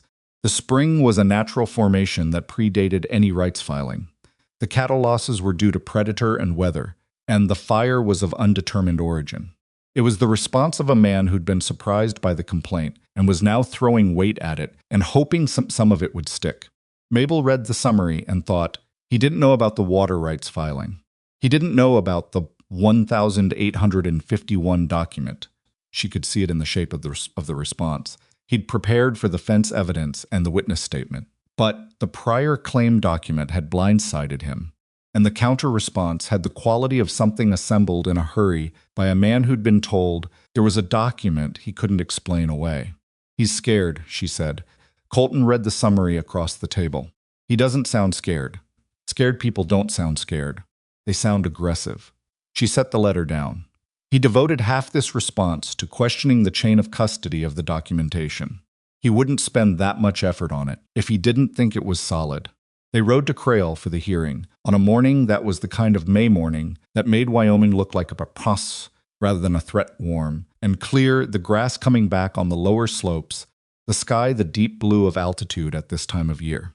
Mabel noticed the light and the warmth and then got back to thinking about the hearing, because beautiful mornings didn't resolve legal complaints. Beck and Ferrer were already at Pratt's office when they arrived. Pruitt had come from Blackridge with his written statement.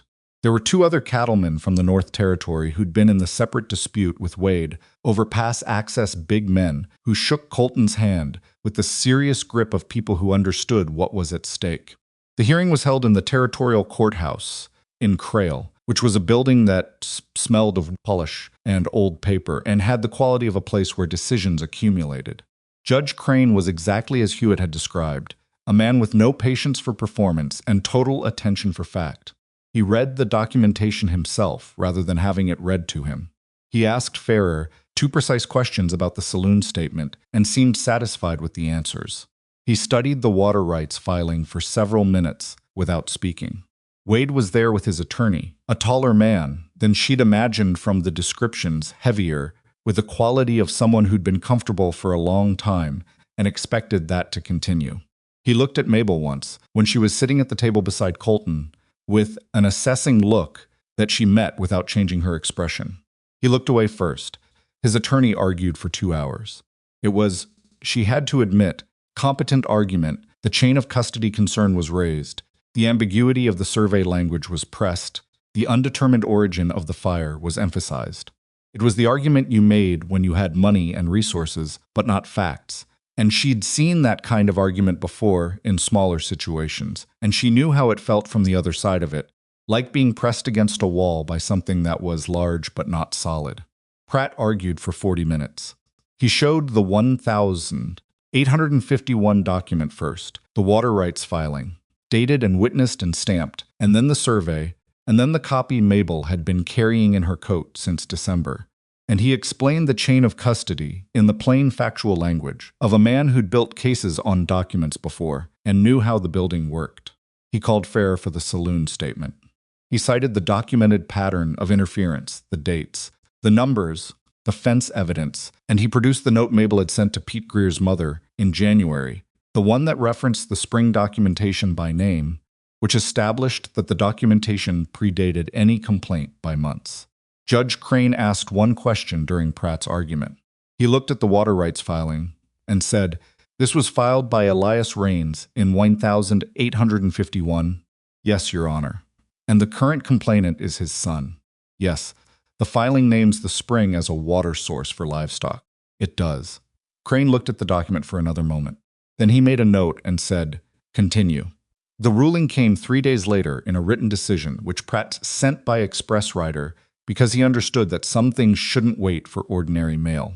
Mabel was in the north pasture, checking the spring channel, when Colton came up the slope with the letter in his hand. She saw his face before she could see the letter clearly, and his face told her what the letter said. She waited for him to reach her. He held it out. She read it. Court found in favor of Colton Raines on all primary counts. The water rights filing established prior claim to the spring. The survey established the property boundary unambiguously at the ridge crest. The documented pattern of interference, combined with the witness testimony, established a basis for a finding of deliberate sabotage. Wade was ordered to cease all interference with the Raines property to make restitution for the documented cattle losses. The number from her notebook, the dates, count. And the matter of the barn fire had been referred to the county sheriff for criminal investigation. The right-of-way on the eastern pass was confirmed as belonging to the Raines property, which meant any future attempt to toll or restrict it required the consent of the property owner. Colton Raines. She handed the letter back and looked at the spring channel, the water moving in the cut she'd made, steady and unimpressed by everything that had happened around it, doing what water did, which was simply keep going. She didn't feel what she'd expected to feel. She'd expected something larger, some clean release, some arrival at a feeling that matched the size of what had just been resolved. What she felt instead was quieter. The particular quiet of something finished that had cost a real amount to finish.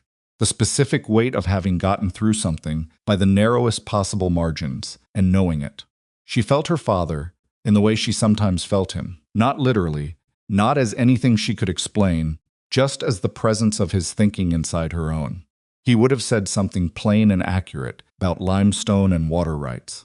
He would have meant something larger by it. "It's over," Colton said. "The legal part," she said. He looked at her. "What's left?" "The barn," she said. "The herd's still thin. The channel needs permanent reinforcement before the summer heat changes the limestone expansion. I've been thinking about how to do it." She looked at the ridge. "Wade will appeal, probably. Pratt said to expect that. It won't change the ruling, but it'll drag for another year." "That's not what I meant," he said. She looked at him. He was holding the letter at his side and looking at her with the direct, slightly too long look that she'd come to understand as him saying something true at considerable personal expense.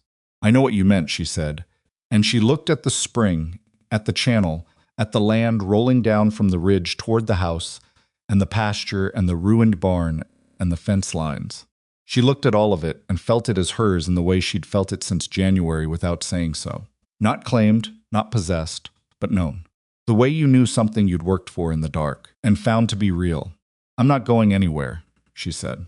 He let out a breath. "Just one. Quiet, the kind you let out when something you've been carrying stops needing to be carried." "Good," he said. And then after a pause, "The coffee situation might improve." She looked at him. "Might? I've been making it wrong on purpose." She stared at him. "For how long?" "Since the 3rd week. I wanted to see how long you'd tolerate it without saying anything." The almost smile was there, the corner of the mouth, the warmth that lived just below the controlled surface. "It's been informative." She thought about 2.5 months of terrible coffee and almost laughed, which was not a sound she made easily, but that she was finding lately more accessible than it had been. "That's practical research," he said.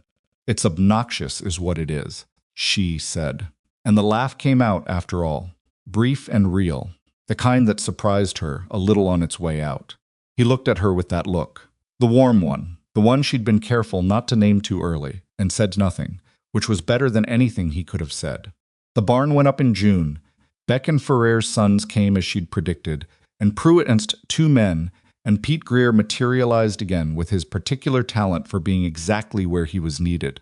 Colton had drawn plans over the winter. She'd seen him working on them at the table some evenings. The careful, measured lines of a man who built things to last, and the new barn was going to be larger than the old one and better placed.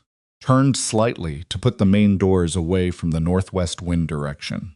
It took 11 days and considerable amounts of bad decisions about lumber weight and one afternoon where the whole enterprise came undone because of a miscalculation in the rafter angle that Mabel caught before it became permanent. She'd been the one to catch it, standing on a ladder in the half-built structure with the June wind in her face, looking at the angle and thinking it was wrong before she could articulate why, and she'd said so, and been challenged on it by Ferrer's elder son, who had more confidence and experience, and she'd held her ground until someone with more experience than both of them had confirmed she was right. Colton had watched that exchange from the other side of the barn frame. He hadn't intervened. He hadn't needed to.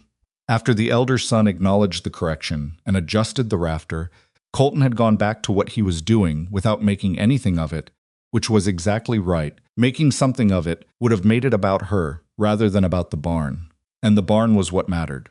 She'd appreciated that more than any comment he could have made. On the last day, when the barn was standing, and the doors were hung, and the stalls were in, and the whole thing smelled of new wood, and the particular satisfaction of something built to weather what was coming, the men who'd helped ate supper at the long table Mabel had set up outside. It was the first genuinely warm evening of the season, and the light lasted late, and there was a quality to the gathering that was different from a transaction something, that had moved past practical alliance into something older and less nameable, the thing that happened between people who'd worked hard on something together, and were now sitting in the evidence of it. She sat at the end of the table and looked at the faces Beck's broad open one. Ferrer's elder son eating his 4th plate with the uncomplicated appetite of a young man who'd worked hard all day, Pete Greer talking to Pruitt's man about horses, with the earnest precision of someone who'd found his subject. She looked at Colton at the other end, talking to Beck about the fall cattle drive, with the ease of a man who'd been reminded that the world contained people he could work with. She thought, this is what a ranch is, not the land alone, not the water or the fences or the documents in the box under the bed. This too, the people around a table at the end of the work. Her father had known that, she thought. He'd known it even in his quiet life with his sheep and his limestone country and his notebooks. He'd known it and tried to give it to her, and she was sitting here at this table on this Wyoming evening with the new barn behind her and the spring running on the ridge above, and she thought she'd finally received what he'd been giving. The next town gathering in Black Ridge was in September, at the end of the cattle drive season, when the money was in and the work was done, and the whole territory breathed out for a week before turning back toward winter. Mabel went. She went with Colton, which was different from how she'd gone to the January selection. She went beside him, which was a different posture from either standing alone or being led. They rode into Black Ridge on a Tuesday morning, with the fall light flat and gold on everything and the town having the animated quality it got when there was money around. People looked. She'd expected that and had decided months ago not to care about it in the particular way she'd once cared about it. Not armored against it, just genuinely less affected. The way you became genuinely less affected by things that had stopped being the worst thing you were dealing with. She'd had a hard winter and a legal fight and a barn that had burned and a spring she'd dug out of limestone with her own hands. People looking at her in a town square was not the worst thing. Clara Finch stopped her near the general store and said, with a directness that Mabel had always privately respected about the woman, I heard about the hearing. And the barn. I should have come sooner to help. You can come in the spring, Mabel said. If you mean it. I mean it, Clara said. That was that. Tom Greer found her later, near the water trough, the same water trough she'd stood at in January, while one by one the men turned away, and he said, in a voice that was subdued without being servile, the Eastern Pass opens clean this fall. First time in 2 years Wade's men weren't at the mouth of it. I know, she said. Because she did know. She'd been the one to write to the other cattlemen about the ruling, carefully and without gloating, simply stating that the right-of-way was confirmed and the pass was open. Miss Hart, he said. And then he stopped, seemingly unable to find what he wanted to say after the name. Mr. Greer, she said, and let him off the hook. She walked back to where Colton was standing, talking to Harlan Beck, and she came up beside him, and he put his hand out, and she took it, and it was not a dramatic gesture. There was nothing performed about it, nothing that was for anyone watching. It was simply one person reaching for another person because they were there, and it was a thing they did now. Beck noticed and didn't say anything, which she liked about him. The day went on the way days. At town gatherings went loud in the middle, gradually quieter toward the end, the conversations that mattered happening in the gaps between the ones that didn't. She talked to Pete Greer's mother, who asked what she thought Pete should do with himself, and she said honestly that the boy had a talent for logistics and reliability that most grown men didn't have, and that someone should find a use for it before it went to waste. The mother looked at her with the expression of someone hearing out loud what she'd been thinking privately. Ellis Croft passed her on the street in the afternoon and said, Mrs., and then stopped, uncertain of the right word, uncertain of her name now that things had changed. Mabel, she said. Still Mabel. He nodded, visibly uncomfortable, and moved on. She didn't watch him go. She found Colton at the edge of the square as the day was ending, standing where she'd stood at the January selection, at the periphery, looking at the crowd, apart from it in the way he was constitutionally, apart from most things, and probably always would be. She came and stood beside him, and they looked at the town together. For a moment, the early fall evening coming in, the light going amber. Ready, he said. Yes, she said. They rode home in the last of the light, the road familiar in a way that roads became when you'd traveled them through enough seasons. She knew this road now. She knew the place where it dipped near the creek crossing and got muddy in spring. She knew the stand of cottonwoods that meant the rain's turnoff was a quarter-mile ahead. She knew the way the ridge looked from this angle in the evening, the spring's ridge with the limestone face catching the last light and holding it for a moment before letting go. They didn't talk much on the ride. They didn't need to. That was something she'd learned about partnership, the real kind. The kind you built slowly in hard conditions rather than the kind you decided on in easy ones. That the talking mattered less than the being present for what the other person was going through. And that the silence between two people who trusted each other was not empty, but full of all the things that had already been said and understood. She thought about what it meant to be chosen. She'd spent years believing that being chosen was the thing she needed. That the problem of her life was that no one had looked across a room and decided she was worth the trouble. She'd been wrong about that. Not because being chosen wasn't real or didn't matter, but because she'd been thinking about it as the beginning of something, the starting condition, when in fact it was neither the beginning nor the condition. What had mattered was the work, the cold morning and the fire that needed building and the ridge and the limestone and the water, the notebook and the documentation in the case, built piece by piece through a Wyoming winter that had not once cooperated with what she needed it to do.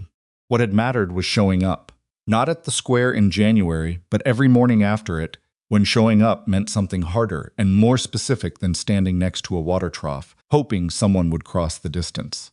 She had built this, not alone. She wasn't foolish enough to think she'd done it alone, but she had built it, and the building of it had been the point all along. The thing that changed how she stood in the world wasn't being chosen. It was finding out what she was capable of when the conditions required it. And the conditions had required considerably more than she'd known she had. Her father had tried to tell her. He'd told her in the way that parents tell things, not directly, because the direct version doesn't land the way it needs to. The limestone and the water and the notebooks and the long, patient attention to things that were invisible from above. He'd been trying to tell her that she had something that was worth more than anyone's approval of it, that the approval was the least of it, that the least of it was also usually the loudest. She'd had to freeze her hands on a barn fire and cut a spring channel out of rock and drink bad coffee for 2.5 months to understand it. That seemed about right. The things worth understanding were usually the ones that cost you enough to remember. The ranch came into view over the last rise of the house, the new barn, the fence lines, the north ridge above it all in the evening dark. The spring up there, running in its channel, doing what it had always been doing under the limestone before she'd found it. She looked at it and thought, this is mine. Not in the legal sense, not in the documented sense, but in the sense that matters more than either of those. The sense in which a place has your effort inside it, your attention, your cold hands, and your bad nights, and your father's knowledge carried forward in your own. Colton pulled up, and she pulled up beside him. And he looked at the ranch, and she looked at it with him. And she thought that whatever came next, the Peel Wade would probably file, the second winter, the years of building the herd back to what it had been, she was here for it. Not because she had to be, because she'd built something worth staying for, and staying was the clearest way she knew to say that. Clicked her horse forward, and the ranch received her the way it received everything she'd given it, since January, quietly, without ceremony, as if it had always known she was coming.